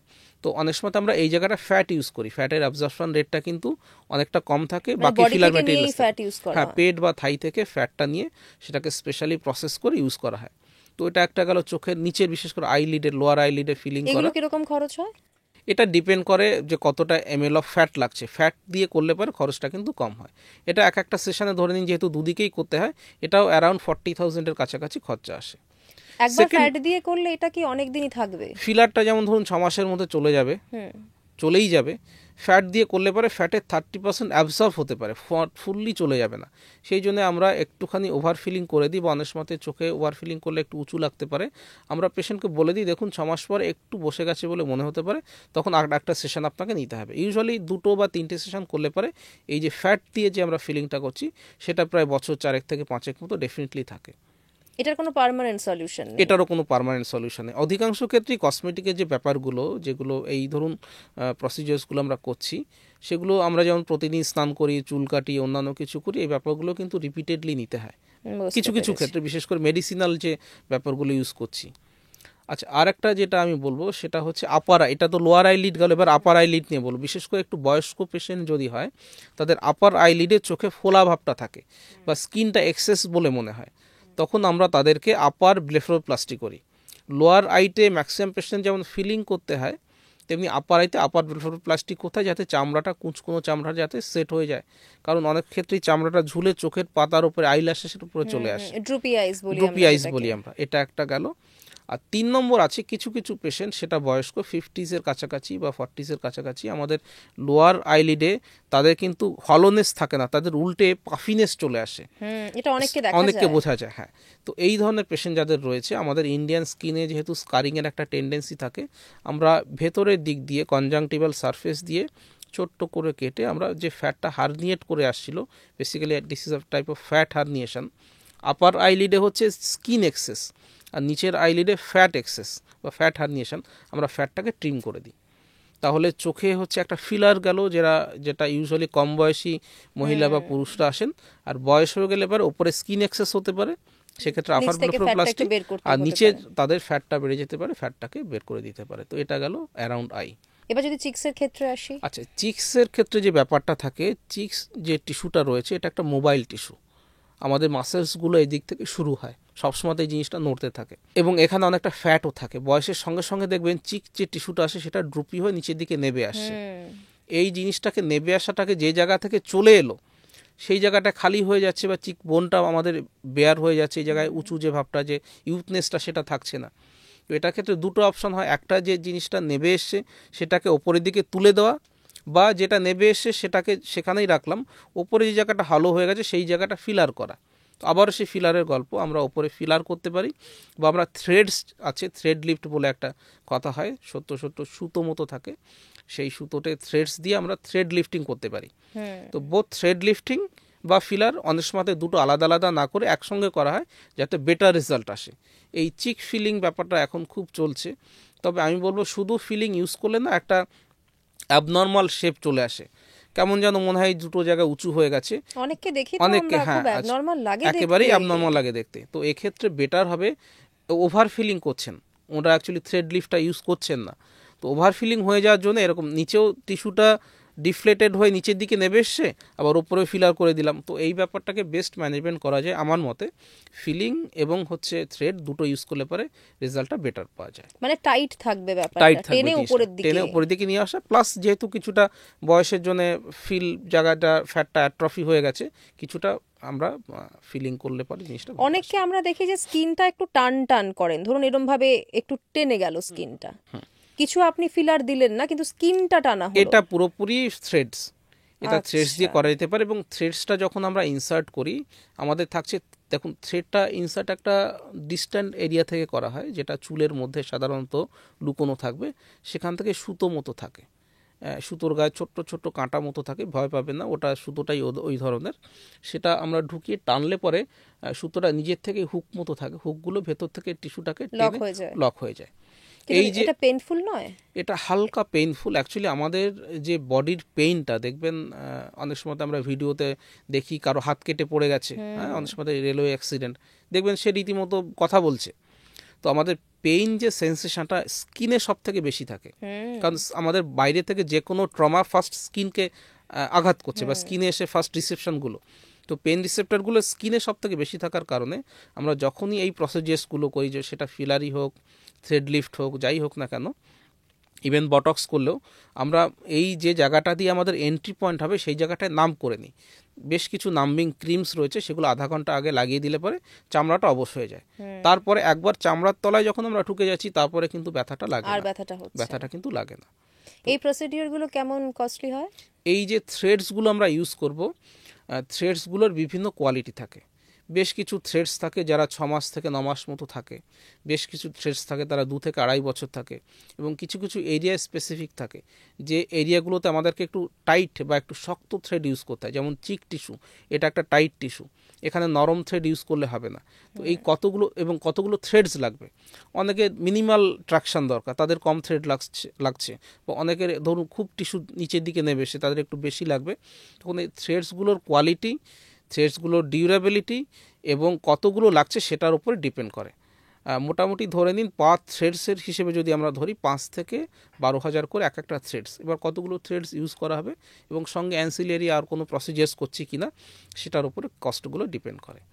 এই থ্রেডগুলো কি বডিতে অ্যাবজর্ব হয়ে যায়? হ্যাঁ, বডিগুলো অ্যাবজর্ব হয়ে যায়। এবার এটাও ডিপেন্ড করছে, ধরুন কোনো পেশেন্টের যদি তার পেইং ক্যাপাসিটি একটু রেস্ট্রিক্টেড থাকছে, সেক্ষেত্রে যে থ্রেডসগুলো তাড়াতাড়ি অ্যাবজর্ব হয়ে যায়। যারা কিছু থ্রেডস থাকে কোয়ালিটিটা ভীষণ ভালো, অনেক দিন থাকবে, সেক্ষেত্রে একটু কস্টে বেশি, মানে বেশি বলতে কিছুটা বেশি হয়। মোটামুটি ধরুন একজন মানুষ যার বয়স মোটামুটি 50-এর মতো, তার যদি ফেস লিফট করতে হয়, এগুলোকেই তো আমরা ফেস লিফট বলি। একদম, আমি ফেস লিফটেই যেতাম, আপনি কোশ্চেনটা করেই নিলেন। হ্যাঁ, মানে সেক্ষেত্রে কিরকম খরচ হতে পারে এবং মানে কতদিন তার রেস্ট নেওয়ার ব্যাপার থাকবে? আমি একটুখানি ইলাবোরেটলি বলবো এই কারণে, দেখুন বয়সের সঙ্গে সঙ্গে একটা ছোট্ট বাচ্চার যে টাইটনেস থাকে মুখের, যত আমাদের বয়স বাড়ে বিভিন্ন কারণে, স্ট্রেসের কারণে বা বয়সের কারণে আমাদের কোলাজেনগুলো, স্কিনের কোলাজেনগুলো ভাঙতে থাকে। কোলাজেনটাই আমাদের চামড়ার টেনশনটাকে ধরে রাখে, ইলাস্টিসিটি যেটাকে আমরা বলি কোলাজেন। তো সেই কোলাজেনটা যেহেতু ডিস্ট্রয় হয়ে যাচ্ছে বা সেগুলো ডিগ্রেডেটেড হয়ে যাচ্ছে, আমাদের চামড়াগুলো নিচের দিকে নেমে আসে। এছাড়াও যে বাইরের এনার্জিগুলো রয়েছে, সানলাইট রয়েছে, অন্যান্য স্ট্রেস রয়েছে, বিভিন্ন কেমিক্যালস রয়েছে, তারা কিন্তু এই কোলাজেনটাকে ভাঙতে সাহায্য করে বা তারা সেটাকে ডিগ্রেডেটেড করে দেয়। এবারে যেটা হচ্ছে, যখন 30s থেকে 50s, সেই বয়সে একটা স্কিনের যা কোয়ালিটি থাকবে, 50s থেকে 70s-এ কিন্তু কোয়ালিটিটা চেঞ্জ হয়ে যায়। তো এই থ্রেড লিফটসগুলো কিন্তু দেখছেন যে জিনিসটা মিনিমাল জিনিস, তার এফেক্টও মিনিমাল হবে। তো আপনি যদি এক্সটেন্সিভ কোনো চেঞ্জেস চান, যেখানে স্কিন খুব নিচের দিকে নেমে এসছে, তাকে যদি আমরা চেঞ্জ করতে চাই, তখন কিন্তু এক্সেস স্কিনটাকে আমাকে কেটে বাদ দিতে হবে। আচ্ছা, সেটাও করা হয়? হ্যাঁ, তখন সেটাকে আমরা ফেসলিফট বা সার্জিক্যাল ফেসলিফট বলি। এবার ইন্ডিয়াতে অসুবিধে হচ্ছে, ধরুন আমি যখন সুইডেনে বা বেলজিয়ামে আমার ফেলোশিপ ট্রেনিংয়ে ছিলাম, সেখানে ফেসলিফটের পেশেন্টরা আসতেন। আমাদের ইন্ডিয়ান পপুলেশন যারা রয়েছেন, মহিলা বা পুরুষ যারাই হোক, তাদের স্কিনের যে এজিংটা হচ্ছে বা ফেসিয়াল যে এজিংটা হচ্ছে, সেটার প্যাটার্নটা একটু আলাদা। বিদেশে যেটা হয়, তাদের চামড়াটা ডিফ্লেটেড হয়ে যায়, ফ্যাটটা কমে যায়, ভীষণ রকমের চামড়া কুঁচকে যায়। কিন্তু ইন্ডিয়াতে যেটা হয়, তারা ইনফ্লেশন হচ্ছে, ফ্যাট বেড়ে যাচ্ছে, আবার নিচের দিকেও নেমে আসছে। তো এই ধরনের টিস্যুর ক্ষেত্রে, ম্যানেজমেন্টের ক্ষেত্রে আমরা ফেসলিফটটা খুব দরকার। তো শুধুমাত্র থ্রেডস বা এই ব্যাপারগুলো করে সেই পরিমাণ ডিজায়ার্ড এফেক্ট পাওয়া সম্ভব নয়। আবার এই জিনিসটাও ঠিক, ইন্ডিয়াতে বিদেশে যেহেতু তাদের ফ্যামিলিটা একটু অন্যরকম থাকেন, তারা 50s-এর পরে অনেক সময় লাইফ নতুন করে শুরু করেন, তারা চান ড্রামাটিক চেঞ্জ হোক। আজকে আমাদের ফ্যামিলিতে যদি কোনো মা বা মাসি বা কাকিমা তারা 50s-এ গিয়ে ফেস লিফট সার্জারি করেন, তার ফেসটা কিন্তু অ্যারাউন্ড 30s-এ চলে আসবে, কিন্তু সেটা তার ফ্যামিলিতে অ্যাকসেপ্ট করবে না বা সোশ্যালি এম্বারাসিং উনি ফিল করবেন। বিদেশে ইয়ং হয়ে যাওয়াটা একটা কৃতিত্বের ব্যাপার, তারা ট্রেন্ড আছে, কিন্তু এখানে না, সবাই ঘুরে ফিরে তাকাবে, কি হলো, কি ব্যাপারটা হলো, সবাই জিজ্ঞেস করবে। আর 2 নম্বর, ফর্মাল ফেসলিফট সার্জারি একটা এক্সটেন্সিভ সার্জারি। এই সার্জারিটা করতে প্রায় 4 থেকে 5 ঘন্টা সময় লাগে। একটা লম্বা স্কার থাকে, চুলের থেকে শুরু হয়, কানের চারিদিক দিয়ে কানের পেছনে চলে যায়, এবং হিলিং টাইমটাও যথেষ্ট বেশি লাগে। তো এই জন্যে এই ইন্ডিয়ান আমাদের যারা রয়েছেন মহিলারা পুরুষ তারা ফেস লিফট সার্জারিটা অতটা প্রেফার করে না। তারা বলেন ডাক্তারবাবু যতটুকু সার্জারি না করে থ্রেডস দিয়ে যতটুকু বা ফিলার দিয়ে যতটুকু করে সেটুকু করুন।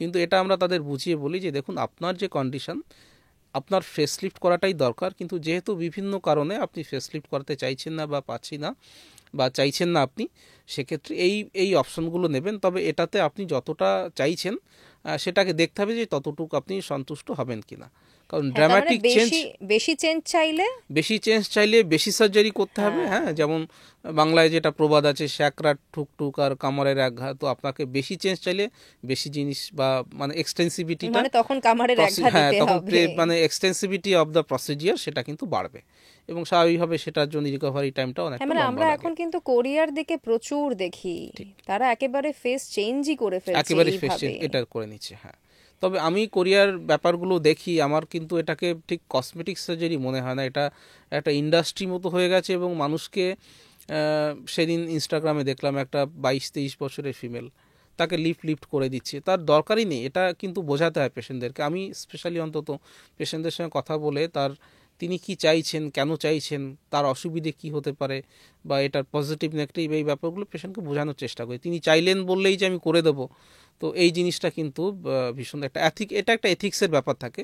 কারণ অ্যাজ এ প্লাস্টিক সার্জন আমরা অনেক কিছুই ড্রামাটিক কিছু করতে পারি, সেটা করাটা উচিত হবে কিনা, মানে বিদ্যা এবং অবিদ্যা, আমি যে জিনিসটা শিখেছি সেটাকে আমি কিভাবে ইউজ করব, এই ব্যাপারটা কিন্তু এথিক্যাল ব্যাপারটা এই জায়গাটাতে খুব বেশিভাবে জিনিসটা এফেক্ট করে। অ্যাকচুয়ালি ওনাদের ক্ষেত্রে আমি এমনও খবর দেখেছিলাম যে 3জন মহিলা তারা গিয়েছিলেন সার্জারি করাতে, সার্জারি করিয়ে তারা যখন ফিরছেন এয়ারপোর্টে তাদের আর পাসপোর্টের সঙ্গে ছবি মিলছে না। এটা হতে পারে সেই পরিমাণ চেঞ্জ করাটা পসিবল। আর একটা ব্যাপারে হয় ইমিডিয়েটলি আপনার সার্জারি মুখে না ইডিমা থাকে, হ্যাঁ, মুখে যথেষ্ট ফুলে থাকে, যথেষ্ট ইনফ্লামেশন থাকে, সেজন্য অনেক সময় এই প্রবলেমটা কিন্তু হতে পারে। তবে কোরিয়ান যারা করতে চাইছেন, দেখুন কেউ যদি যেতে চান বারণ করব না, একটা মুশকিল হচ্ছে যেমন আপনি ধরুন কলকাতায় রয়েছেন, আপনি দিল্লিতে করলেন বা বম্বেতে করলেন, আপনার কোনো অসুবিধে হলে সঙ্গে সঙ্গে যেতে পারবেন, যেটা আমরা বেশ কিছু পেশেন্ট পাই হেয়ার ট্রান্সপ্লান্ট বা অন্যান্য প্রসিজিয়ার্স তারা বিদেশ থেকে করিয়েছেন, এবারে কোনো একটা অসুবিধে হলো তার পক্ষে তো কোরিয়া ইনস্ট্যান্টলি যাওয়া পসিবল নয়। এবং এই সার্জারিগুলো তো যেহেতু এক্সটেন্সিভ সার্জারি, ধরুন কোনো একটা পেশেন্ট লিফট করেছে, এবার তার নিচে স্কার হয়ে গেছে, স্কার রিভিশন দরকার, তার পক্ষে কিন্তু করিয়ে যাওয়া সম্ভব হচ্ছে না।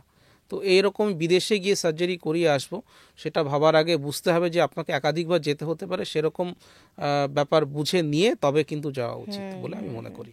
এবং কতটা আমাদের দেশে সেটা হয়তো অ্যাকসেপ্টেবলও নয়, একদম ড্রামাটিক চেঞ্জ পুরো চেঞ্জ করে ফেললাম, এক মানুষ থেকে আরেক মানুষ হয়ে গেলাম, সেটা হয়তো অ্যাকসেপ্টেবল। আর একটা বিষয় হচ্ছে কি, প্রত্যেকটা স্টেটে ইভেন প্রত্যেকটা দেশে তো বটেই, মানুষের দেখবেন কোরিয়ানস পিপলসরা ইন্ডিয়ানসদের থেকে আলাদা। আমরা ইন্ডিয়ানস পিপলসরা টেক্সচার বলুন, অন্যান্য যে কোয়ালিটি বলুন, স্কিনের কোয়ালিটি বলুন, আমরা আফ্রিকানদের থেকে আলাদা, বা ইন্ডিয়ানসরা ককেশিয়ানসদের থেকে আলাদা। তো কোরিয়ার যে প্লাস্টিক সার্জন উনি তো কোরিয়ান পিপলসের ওপরেই করে অভ্যস্ত, সেই টিস্যু বিহেভিয়ার ইন্ডিয়ান পেশেন্টের হবে কিনা। যেমন ইন্ডিয়াতে আমরা ভীষণ রকম ভাবি কোন একটা পেশেন্টকে ইনসিশন দিলে তার স্কার কেমন হবে, প্লাস্টিক সার্জারিতে একটা খুব গলত ধারণা আছে বা একটা ভাবে যে কোনো দাগ হবে না, যেটা হয়তো প্রশ্নটা আপনি করতেনও। দাগ অবশ্যই হবে, দাগ আমি পেশেন্টদেরই বলি, দেখুন আমি আমার নিজের কাটা দাগ সারাতে পারিনি, আপনার দাগ কী করে সারাবো।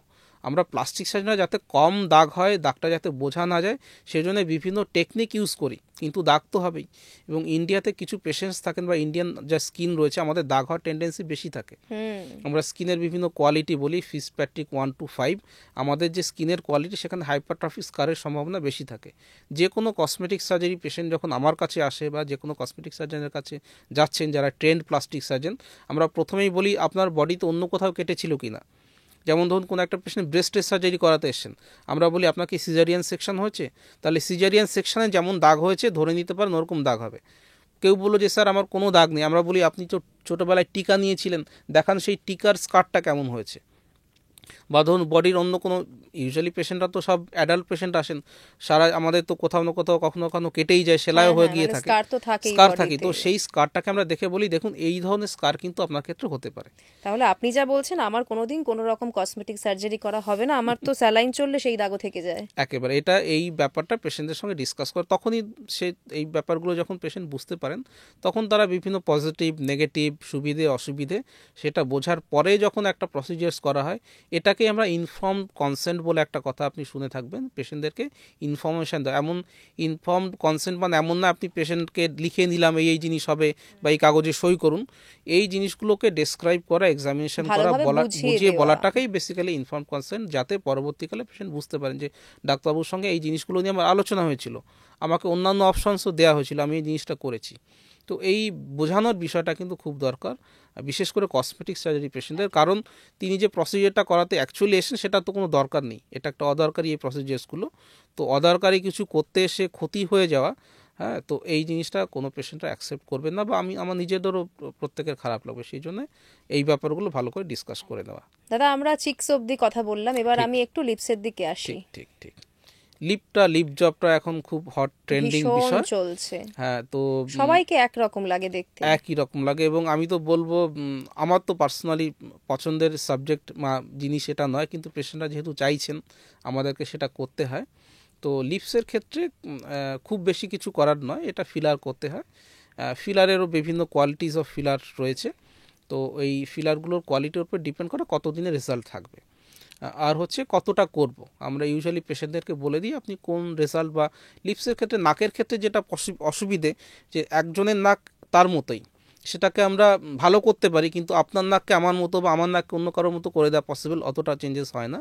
কিন্তু লিপটা অনেক ক্ষেত্রেই কিন্তু রেপ্লিকেট করা যায়। তো আমরা ইউজুয়ালি বলি আপনি কার মতো দেখতে চাইছেন, তো এত দূর অবধি করা যাবে সেটা বলা হয়। এটাও করতে অসুবিধে নেই, করেও দেওয়া যায়, আমরা নাম্বিং ক্রিম দিয়ে দিই। ইউজুয়ালি লিপে হালকা একটু ব্যথা হতে পারে, আর লিপের ফিলার্সের রেজাল্টটা মোটামুটি ওই depending upon the quality of the filler, যে এজেন্ট আমরা ইউজ করছি, 9 থেকে 12 মাস মতো ফিলিং এফেক্টটা থাকে। তার মানে আবার সেই রেকারিং প্রসেস। হ্যাঁ, ওর একই রকম চাইলে করে যেতে হবে, বছরের পর বছর করে যেতে হবে। এটা মানে এটার কোনো সাইড এফেক্ট? লিপের সাইড এফেক্টটা অনেক বেশি মিনিমাল। একটাই হচ্ছে ব্রুইজ হতে পারে, যেহেতু ইনজেকশন করা হচ্ছে, কোথাও হালকা নীলচে কালার হতে পারে। ওই জন্য আমরা জেনে নিই যে ইমিডিয়েটলি 2-3 দিন পরেই আপনার কোনো প্রোগ্রাম আছে কিনা। তো সে কোনো একটা ম্যারেজ বা সোশ্যাল ইভেন্ট ইউজ করবে, যদি ব্রুইজটা থাকে সেটা চলে যেতে মোটামুটি 5 থেকে 7 দিন সময় লাগে। তো ওই উইন্ডো পিরিয়ডটা তাকে রাখতে হবে। কালকেই কোনো প্রোগ্রাম আছে, আজকেই 99% চান্স কোনো অসুবিধা হবে না, কিন্তু যদি অসুবিধা হয়ে যায় তাকে ওই প্রোগ্রামটা অফ করতে হবে। এটা আর যেটা বললাম নেক্রোসিসের যে সম্ভাবনাটা বা ইস্কিমিয়ার সম্ভাবনাটা, সেটা নাকের তুলনায় লিপসে অনেক কম, তবে ইনসিডেন্ট তো মাঝে মাঝে থাকে। ডাবল চিন এখন মানুষদের ভীষণ বড় একটা সমস্যা, তো সেটার জন্য অনেকেই যান নিশ্চয়ই আপনাদের কাছে।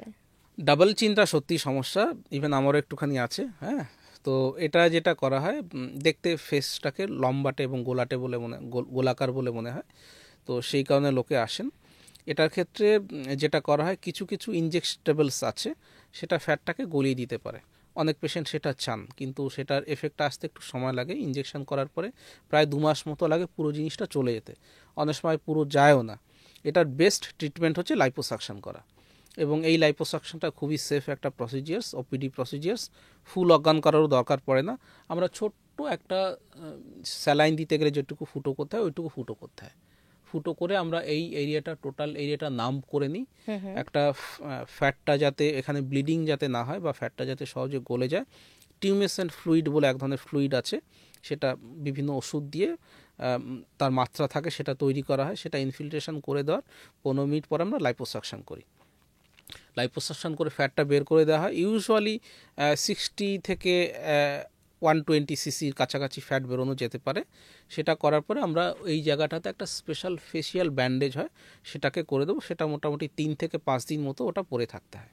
মানে স্কিনটা লুজ হয়ে যাওয়ার কোনো সমস্যা হবে না? ওই যাতে স্কিনটা লুজ হয়ে গিয়ে ঝুলে না যায়, সেই কারণেই স্পেশাল ফেসিয়াল ব্যান্ডেজটা দেওয়া। কি হয়, ফ্যাটটা বের করে আনলাম, খুব স্বাভাবিকভাবে জায়গাটা ফাঁকা হয়ে গেল, নিচে একটা লেয়ার, ওপরে একটা লেয়ার, সেই লেয়ার দুটো যাতে জুড়ে যায় সেই জন্য স্পেশাল ব্যান্ডেজটা। যেমন মাথাতে হেয়ার ব্যান্ডেজ বা হেয়ার ব্যান্ড ইউজ করা হয়, এই ফেসিয়াল একটা স্পেশাল গার্মেন্ট মতো থাকে, সেটা তখন টেনে যায় স্কিনটা। হ্যাঁ, স্কিনটা টেনে যায় এবং ইউজুয়ালি ওটা সেট হয়ে যায়। কিছু ক্ষেত্রে খুব, এটা বয়স্কদের ক্ষেত্রেই একমাত্র হবে, যারা 50+ তাদের ক্ষেত্রে স্কিন খুব লুজ হয়ে যায়, তখন তাদের স্কিনটাকে কেটে বাদ দিতে হয়, সেটাকে নেক লিফট বলে। কিন্তু ইন্ডিয়াতে যখনই আমরা বলবো কেটে বাদ দিতে হবে, মানুষ ভয় পেয়ে যায়, বলবে স্যার বা ডাক্তারবাবু একটুখানি লুজ হচ্ছে হোক, সেটা আমি মেনে নেব, এতটা তো থাকছে না, কিন্তু কাটাকাটি আমি করতে পারবো না। আর একটা আমাদের দিক থেকেও ব্যাপার থাকে, যেহেতু এটা ফেসের কাছাকাছি চলে আসছে, আমরা যেভাবেই কাটি না কেন একটা হালকা দাগ থাকবে। পুরুষদের ক্ষেত্রে সুবিধা হচ্ছে দাগটা তার দাড়ির মধ্যে লুকিয়ে রাখার সম্ভব, কিন্তু মহিলাদের ক্ষেত্রে তো পসিবল নয়। ওই জন্য মহিলারা কাটাকাটি ব্যাপারটা চাইবেন না, তারা বলে দেয় স্যার একটু লুজ হয়ে যাচ্ছে, সেটা তো আপনি ব্যান্ডেজ করেই দিচ্ছেন, আমরা ওটা বরঞ্চ ইউজ করে নেব, একটু looseness I will accept, but no cutting. তো তাদের ক্ষেত্রে কিন্তু ওই কাটিং, ইউজুয়ালি ইন্ডিয়ান পেশেন্টরা কাটিংটা অ্যাভয়েডই করেন। আমি তো একটা প্রশ্ন না করে পারছি না, এই যে আপনি বললেন আপনার ডাবল চিন রয়েছে, তো আপনার কখনো মনে হয়নি নিজের উপর এটা অ্যাপ্লাই করে? এবার নিজে নিজে তো লাইপোসাকশন করা যায় না নিজেরটা, কোনো ফ্রেন্ড যদি আমার করে দেয় হয়তো করে নেবো, কিন্তু এটা দেখুন কসমেটিক সার্জারি ব্যাপারটা আবারও বলছি, বারবার এই জিনিসটা আমি পেশেন্টদেরও বলি, এটা একটা অদরকারি প্রসিজার্স। আপনি নিজেকে কিভাবে দেখছেন? হ্যাঁ, আমি তো চাই আমার চুল পড়ে যাক, হ্যাঁ আরও বুড়ো হয়ে যায়, তাহলে পেশেন্টরা হয়তো ভাববেন আরও এক্সপিরিয়েন্স ডাক্তার। তো সেক্ষেত্রে এটা একজন মানুষ তাকে নিজেকে কি করে দেখছেন। আর একটা জিনিস আমি জাস্ট এইভাবে বলবো, সেটা হচ্ছে কারো জন্যে নিজেকে এক্সটেন্সিভ চেঞ্জের দিকে যাবেন না। অনেক সময়তেই পেশেন্টরা আসেন যে তার বয়ফ্রেন্ডের কিছু একটা জিনিস পছন্দ হচ্ছে না, বা এই ব্যাপারগুলো অন্যের জন্য করা। হ্যাঁ, আচ্ছা, এরকম পেশেন্ট এই এসে ব্যাপার বলেন, হ্যাঁ যে আমার বয়ফ্রেন্ডের কিছু সমস্যা বা তার এই জিনিসটা পছন্দ হচ্ছে না, বা অনেকে ভাবেন যে তার নাকটা বোচা বলে বোধহয় সে অতটা স্মার্ট নয়, তাকে বিভিন্ন জায়গাতে তার অসুবিধা হচ্ছে বা কর্মক্ষেত্রে অসুবিধা হচ্ছে। এই প্রবলেমসগুলো কিন্তু, প্রবলেমটা হয়তো সত্যি, কিন্তু ওই প্রবলেমটা ঠিক করে নিলেই যে তার বয়ফ্রেন্ড তাকে ভালোবাসবেন সেরকম গ্যারান্টি কখনোই দেওয়া যায় না। তো ওই জন্য আপনি নিজে যদি ফিল না করেন কিছু চেঞ্জেস আসে, নিজের মনে যদি ভালো না লাগে, কাউকে খুশি করার জন্য কোনো জিনিসই, কসমেটিক সার্জারি কেন অন্য কোনো কিছুই লাইফে করা উচিত না, যে আমি কাজ করব অন্য লোকে খুশি হবে বা তাকে ভালো খুশি করার জন্য আমাকে কিছু করতে হবে। নিজেকে ভালো রাখার জন্য, নিজেকে ভালো দেখার জন্য, নিজেকে ফিটনেস রাখার জন্য প্রসিজার্সগুলো বা এই জিনিসগুলো, যে কোনো জিনিস করা উচিত বলে আমার মনে হয়। প্রয়োজন না পড়লে না করাই ভালো, যখন প্রয়োজন পড়ছে তখন করতে পারেন। আপনার নিজের যদি মনে হয় যে আমার এই জিনিসটা কি ইমপ্রুভমেন্ট করা পসিবল, তখন আপনি একজন কসমেটিক সার্জনের কাছে যাবেন, আপনি সেটার পজিটিভ নেগেটিভ অল্টারনেটিভ সমস্ত কিছু জেনে নিয়ে করবেন। কসমেটিকের প্রয়োজনীয়তা সম্পূর্ণভাবে আপনার নিজের মনের থেকে আসা উচিত। দাদা, আমরা যদি এবার ব্রেস্ট ইমপ্লান্ট বা ব্রেস্ট রিডাকশনের দিকে আসি, সেই ব্যাপারটা একটু ডিটেলে বুঝিয়ে বলুন, কেননা এটা বড় একটা সাবজেক্ট। তো আমি যত কসমেটিক সার্জারি ফিমেলসের উপরে করি, সব থেকে বেশি পেশেন্টসরা আসেন ব্রেস্ট নিয়ে, এবং ব্রেস্টের মধ্যে বলবো ব্রেস্ট অগমেন্টটা মোস্ট কমন। তো শুধু ফিমেলসরা নন, ট্রান্সজেন্ডার যারা আছেন তারাও কিন্তু ব্রেস্ট অগমেন্ট করতে আসেন। এবং মহিলাদের ব্রেস্টের ব্যাপারটা মানে খুব সভ্যতার প্রথম দিক থেকে কিন্তু একটা ভীষণ ইম্পর্ট্যান্ট একটা বিষয়। আমরা পুরনো দিনের মূর্তিগুলো যদি দেখি, সেখানে দেখব মহিলাদের ব্রেস্ট নিয়ে অনেক কিছু লেখা রয়েছে। গ্রিক বিভিন্ন পুরাণগুলোতে, গ্রিক মাইথোলজিতে ব্রেস্টের ব্যাপারে অনেক কথা আমরা পড়ব। তো ব্রেস্টটা একটা বোথ ম্যাটারনিটি, ব্রেস্টটা দিয়ে ব্রেস্ট ফিডিং করানো হচ্ছে, এবং পার্সোনালিটি, এই ব্যাপারগুলো নিয়ে ব্রেস্ট একটা খুব ইম্পর্টেন্ট টপিক মানুষের জন্য, সেন্সিটিভ একটা টপিক। এবং এটা কি হয়, মানুষ সবসময় তুলনা করে। হ্যাঁ, তো সে কোনো একজন মেয়ে আর কি, ধরুন 19, 20, 21, 22 বছর বয়স, সে তো নিজেরা দেখছেন, তার কলিগদের দেখছেন, যদি ব্রেস্টের সাইজটা ছোট হয় একটা মনোকষ্টে কিন্তু ভোগে, হীনমন্যতায় ভোগে, এটা কিন্তু তার খারাপ লাগে। এবং এই ক্ষেত্রে বিদেশে তো খুব কমন এই ব্যাপারটা, মানে সার্জারিটা। ইন্ডিয়াতে কি হয়, ইন্ডিয়াতে আমরা অতটা খোলামেলা ড্রেস পরি না, সুতরাং অনেক সময় প্যাডেড ব্রা পরে জিনিসটাকে মানিয়ে নেওয়া যায়, বা জিনিসটা অনেকটা তার ব্রেস্টে যেটা সাইজ সেটা থেকে সে বড় করতে পারে। বিদেশে যেহেতু তারা খোলামেলা ড্রেস পরছে, তো সেখানে ছোট ব্রেস্ট হলে পরে তারাও এই সমস্যাটায় ভোগে। তো তখন ব্রেস্টের সাইজ বাড়ানোর জন্যে যে প্রসিজার, সেটা হচ্ছে ব্রেস্ট অগমেন্টেশন করা। তো এই ব্রেস্ট অগমেন্ট আমরা মোস্ট কমনলি সিলিকন ইমপ্লান্ট দিয়ে করি। এটা হচ্ছে একটা সিলিকন ইমপ্লান্ট, বিভিন্ন কোম্পানির সিলিকন ইমপ্লান্ট রয়েছে। এটা বেসিক্যালি এর মধ্যে দুই ধরনের সিলিকন রয়েছে, ভেতরটাতে লিকুইড সিলিকন রয়েছে, আর বাইরে একটা সিলিকন শেল রয়েছে। এটা ফেটে যাওয়ার চান্সেস নেই। হ্যাঁ, তো এই ব্রেস্ট ইমপ্লান্ট দিয়ে আমরা ব্রেস্ট অগমেন্টেশন করি। যেটা করা হয়, ধরুন ব্রেস্টের টিস্যু, এটা আমরা ব্রেস্টের ভেতরে কিন্তু এটা ঢুকিয়ে দিই না, এটা ব্রেস্টের মধ্যে ঢোকানো জিনিস, ব্রেস্টের তলায় রাখা যায়। যেমন ধরুন আমরা বালিশ নিয়ে রাতে ঘুমোই, তো একটা বালিশে যদি মনে হচ্ছে ছোট হয়ে গেছে, বালিশের ওপরে বা নিচে আর একটা বালিশ আমরা রেখে দিই। তো ব্রেস্টের নিচে ইমপ্লান্টটাকে আমরা পজিশন এমনভাবে করে দিই যে ঠিক ব্রেস্টের পেছনে এটা থাকছে, ফলে ব্রেস্টের সাইজটা কিন্তু বেড়ে যায় বা সুন্দর দেখায়, বা সে যে সাইজটা চাইছেন আমরা পেশেন্টকে জিজ্ঞেস করি, এবং আমাদের কাছে সাইজার্স থাকে, যে আমরা তাকে একটা ব্রা পরিয়ে দিয়ে, সাইজার্স দিয়ে তাকে বলি, দেখুন আপনি কোন সাইজটা আপনি চাইছেন। বিভিন্ন সাইজেস হয়, বিভিন্ন সাইজের করা হতে পারে। পেশেন্ট যারা আসেন ইউজুয়ালি 2 থেকে 3 ধরনের পেশেন্ট আসেন। কিছু আসেন যারা গৃহবধূ বা বাড়িতেই থাকেন বা নর্মাল স্কুল কলেজে যাইছেন, তারা একটা সাইজে চান, তারা চান কি স্যার ন্যাচারাল একটা লুক যাতে হয়। কিছু কিছু পেশেন্ট আসেন যাদের প্রফেশনের কারণে তারা ব্রেস্টের সাইজটা একটু বড় চাইতে পারেন। তাদের ক্ষেত্রে তখন আমরা সেই ব্যাপারটা ডিসকাশন করি, তাদেরকে সাইজার দিয়ে পরিয়ে দেখাই কোন সাইজে লাগছে, তখন সেই হিসেবে সার্জারিটা করা হয়। কিন্তু আমি অনেক ক্ষেত্রে শুনেছি এই যে যারা ধরুন এই ব্রেস্ট ইমপ্লান্ট করিয়েছেন, সিলিকন ইমপ্লান্ট, তারপরে হয়তো তাদের কাঁধে ব্যথা হয়েছে ওয়েটের জন্য, এটা হয় না? এটা হতে পারে। বেসিক্যালি এবারে সিলিকন ইমপ্লান্টের জন্যেই যে ব্যথা হয়েছে সেটা আমি বলবো না, তবে যেহেতু সিলিকন ইমপ্লান্ট করিয়েছেন তারপরে কাঁধে ব্যথা হচ্ছে, আমাদেরকে প্রথমেই দেখতে হবে যে কোন ভলিউমের দেওয়া হয়েছে। এই যে ইমপ্লান্টটা যেটা রয়েছে এটা 325 সিসির ইমপ্লান্ট। এটা আমার ইন্ডিয়ান যে পেশেন্টসরা আসেন ম্যাক্সিমাম 300 থেকে 350 এই সিসির ইমপ্লান্টগুলো ইউজ করি। কিছু কিছু পেশেন্ট যারা বললাম তারা খুব বড় ব্রেস্টের সাইজ করতে চান। দেখুন আমাদের ব্রেস্ট যেটা মহিলাদের বা পুরুষদের যাদেরই ব্রেস্ট বলি, ব্রেস্টের দুটো টিস্যু থাকে, ওর মধ্যে ফ্যাট থাকে, ম্যাক্সিমাম পার্টটা ফ্যাট থাকে, আর কিছু গ্ল্যান্ডুলার পার্ট থাকে যে গ্ল্যান্ডটা বাড়ে বা কমে, যেখান থেকে মিল্ক সিক্রিশন হয়। তো এই যে ব্রেস্ট সিলিকন যে ইমপ্লান্টটা সেটা কিন্তু ওই গ্ল্যান্ডুলার টিস্যুর মতো অতটাই ওজন, ফ্যাট দেখবেন জলে ভাসে কিন্তু মাংস ডুবে যায়, এটা কিন্তু জলে ডুবে যাবে, তো এটা যথেষ্ট ভারী। তো খুব ভারী ইমপ্লান্ট যদি ইউজ করা হচ্ছে, ধরুন 600, 700 বা ইভেন 800 সিসিও আমি ইউজ করেছি, কিন্তু তাদেরকে আমরা বারবার বলি, এবং ইভেন আমি তখন যে ইনফর্ম কনসেন্টের কথাটা একটু আগে আমরা কথা বললাম, তাকে কিন্তু আমি বলে দিই, তাকে লিখতে হয় যে আমাকে ডাক্তারবাবু দেখে, আমরা যেটা করি পেশেন্ট আসার পরে তার হাইট কত, চেস্ট সার্কামফারেন্স কত, এই ব্যাপারগুলো মেপে নিয়ে তাকে একটা আইডিয়া দিই এই ইমপ্লান্টটা আপনার জন্য এই সাইজ দেবে। কিন্তু উনি যদি বলছেন যে অনেকে ঠিক করেছেন যে আমি 800 সিসি লাগাবো বা 600 সিসি আমাকে দিতে হবে, তখন আমরা তাকে বলি যে দেখুন এতটা কিন্তু অসুবিধেগুলো করবে। তার মধ্যে আমাদের লেখা থাকে যে ডাক্তারবাবু আমাকে বলেছিলেন আমাকে 350 সিসি নিতে, কিন্তু আমি নিজের ইচ্ছেতে 700 সিসি নিচ্ছি, ডাক্তারবাবু আমাকে বলেছিলেন যে এর কারণে কাঁধে ব্যথা হতে পারে। ইউজুয়ালি দেখেছি এত কিছু যখন বলি তারা নিজেরাই বলে স্যার ভয় পেয়ে, এবং এটা সত্যি পিছিয়ে আসার মতোই।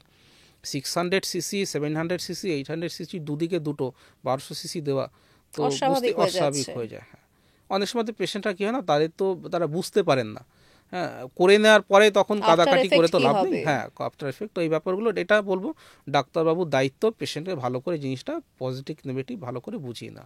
তো যেটা সাইড এফেক্টস কি থাকে এগুলো?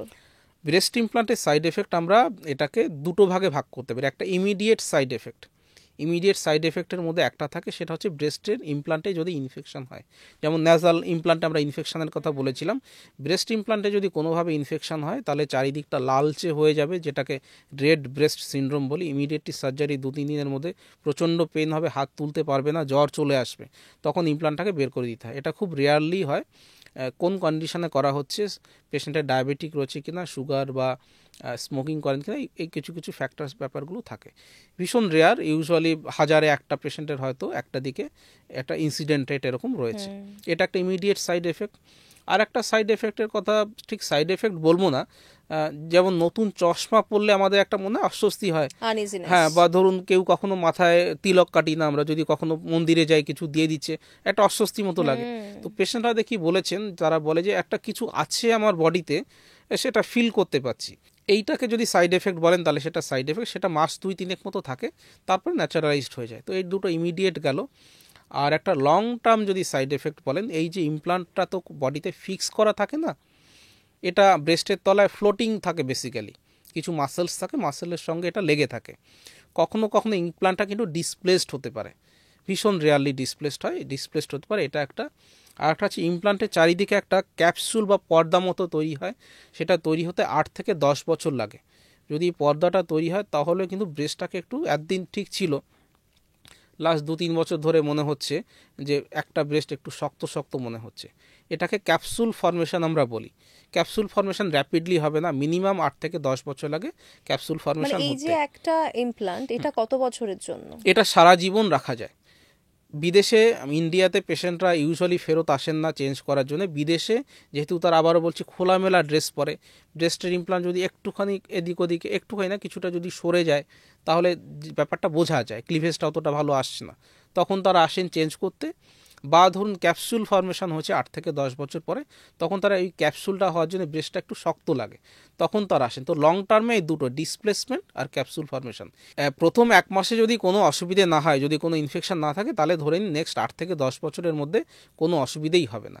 যদি ক্যাপসুল ফর্মেশন হয় সেটা হতেও বছর 10 সময় লাগবে, ডিসপ্লেসড হতেও অন্তত ওরকম সময় লাগবে। আর স্কারের ব্যাপারটা? আচ্ছা, স্কারের জন্য আমরা যখনই কোনো পেশেন্টের ব্রেস্ট অগমেন্ট করি, তার দেখে নিই বডিতে অন্য কোথাও স্কার আছে কিনা। আগেকার দিনে অনেক সময়তে যাতে স্কার বোঝা না যায়, সেই জন্য অনেকে আমাদের এই অ্যাক্সিলাতে, যেটা বগল বলি আমরা, অ্যাক্সিলারি লাইনে ইনসিশন দেওয়া হতো। কিন্তু দেখা গেছে যে যখন অ্যাক্সিলাতে যদি আমরা দিয়ে করি, কখন যদি স্লিভলেস ব্লাউজ ইউজ করছি, দাগটা কিন্তু বোঝা যায়।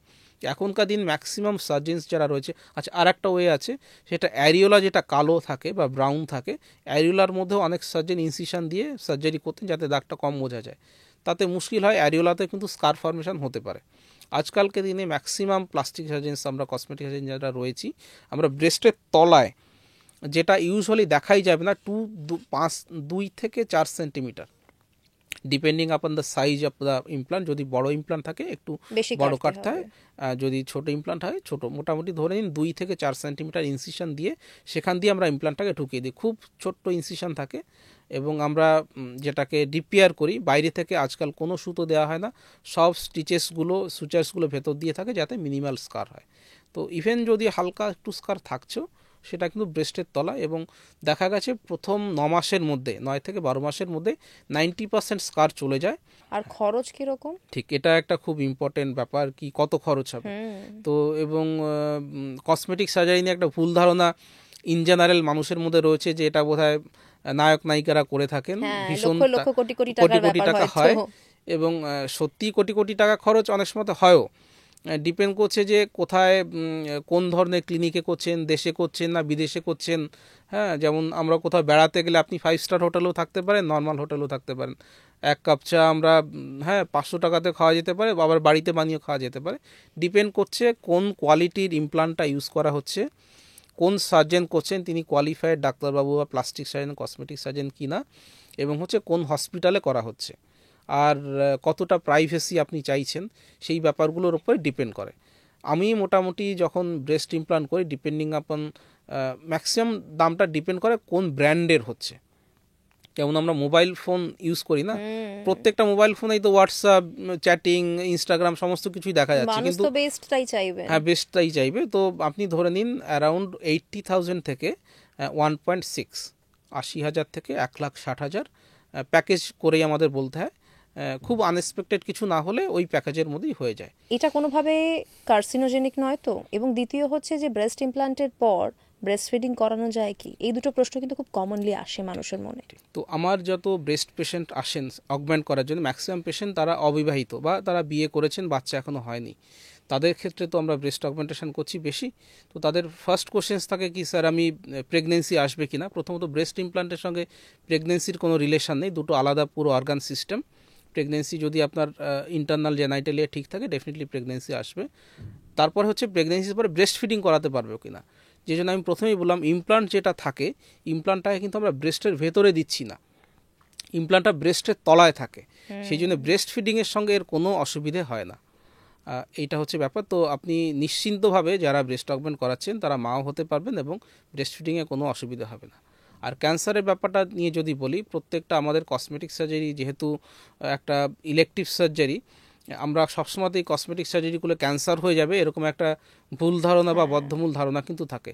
এটা শুধু ব্রেস্ট অগমেন্টেশন নয়, হেয়ার ট্রান্সপ্লান্ট পেশেন্টরাও কিন্তু জিজ্ঞেস করছেন, বা যাদের লাইপোসাকশন করছি তারাও জিজ্ঞেস করেন। ক্যান্সারের সঙ্গে কিন্তু এই ব্রেস্ট অগমেন্টের কোনো সম্পর্ক নেই। ব্রেস্টে ক্যান্সার এমনিতেই বিভিন্ন যে কারণগুলো রয়েছে, রিস্ক ফ্যাক্টরগুলো রয়েছে, যে ব্রেস্ট ফিডিং করিয়েছেন কিনা, স্মোকিং করেন কিনা, ফ্যামিলিতে যে জেনেটিক মিউটেশন থাকে সেই ব্যাপারগুলো রয়েছে কিনা, সেটার সঙ্গে রিলেটেড। ইমপ্লান্টের সঙ্গে কিন্তু অ্যাজ সাচ ক্যান্সারের কোনো রিলেশনও নেই, এবং ইমপ্লান্ট থাকলে পরেও কিন্তু সেটা ক্যান্সার ডিটেকশনেও সেইভাবে কোনো হ্যাম্পার কিন্তু করে না। ইমপ্লান্ট থাকলেও সিটি স্ক্যান, এমআরআই সমস্ত কিছু করা যায়। তো অনেক সময়তে যেমন বডির মধ্যে যদি আমরা স্পেস মেকার থাকে বা কারো হাতে বা কোথাও আমরা যদি ইমপ্লান্ট, যারা অর্থোপেডিক ডাক্তারবাবুরা ইমপ্লান্ট দিয়ে থাকেন, সেক্ষেত্রে অনেক রেস্ট্রিকশনস থাকেন। ব্রেস্ট ইমপ্লান্টের ক্ষেত্রে কিন্তু এরকম কোনো রেস্ট্রিকশনস নেই যে এমআরআই বা সিটি স্ক্যান এগুলো করা যাবে না, সেই ব্যাপার কিন্তু নয়। অনেকেই তো ব্রেস্ট রিডাকশনের জন্যও আসেন আপনাদের কাছে। তো আমি যদি হিসেব করি যে আমার কাছে 10 জন ফিমেল ব্রেস্ট রিলেটেড এসছেন, তার মধ্যে 6 থেকে 6 জন মতো ধরে নিন তারা আসেন ব্রেস্ট অগমেন্টেশন করতে। বাকি যে পেশেন্টগুলো আসেন তাদের ক্ষেত্রে সমস্যা হচ্ছে ব্রেস্টের সাইজটা খুবই বেড়ে গেছে, এবং এতটাই বেড়ে গেছে যে তার ডেইলি যে অ্যাক্টিভিটিসগুলো সেগুলোতে হ্যাম্পার করছে। এই ধরনের ব্রেস্টের কিন্তু পেশেন্টদের কিন্তু ব্রেস্ট রিডাকশান সার্জারিটা দরকার।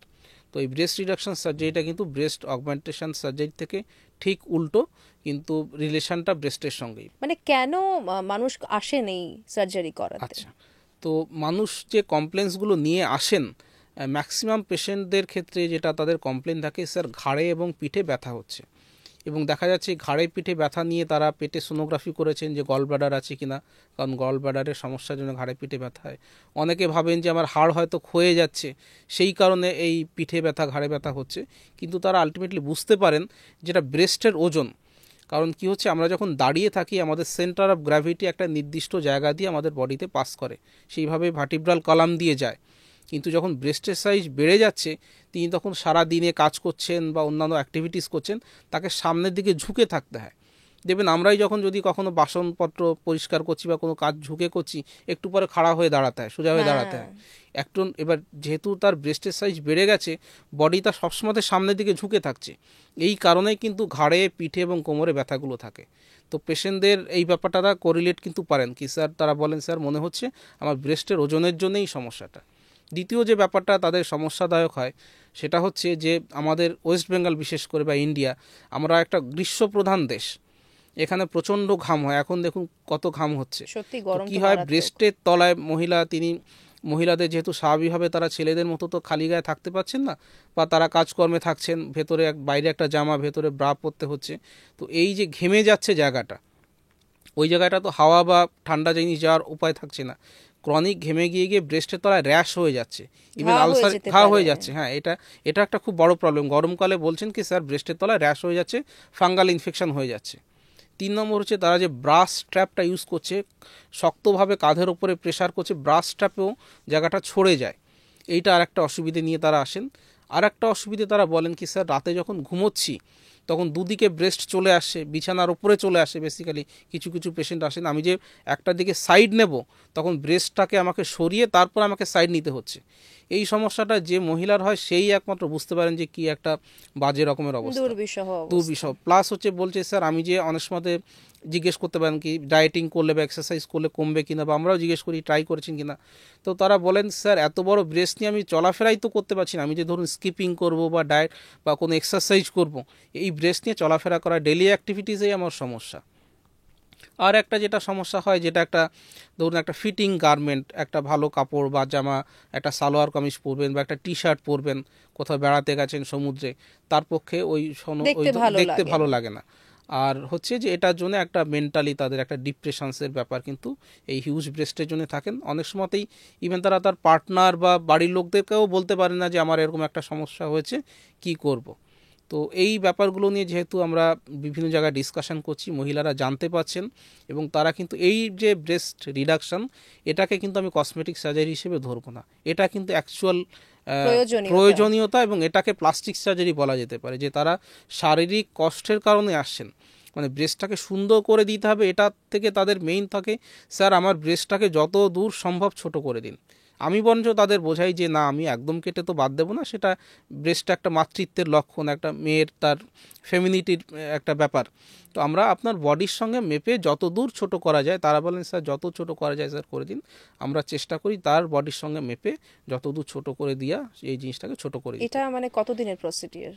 এটা একটা কিন্তু বড় সার্জারি। ব্রেস্ট অগমেন্ট যেমন আমরা হয়তো ওখানে অতটা ডিসকাস করি, ব্রেস্ট অগমেন্ট যেরকম 30 থেকে 1 ঘন্টা লাগে পুরো সার্জারিটা কমপ্লিট করতে, ব্রেস্ট অগমেন্ট আমরা সেই দিনই পেশেন্টকে ছুটি করে দিই।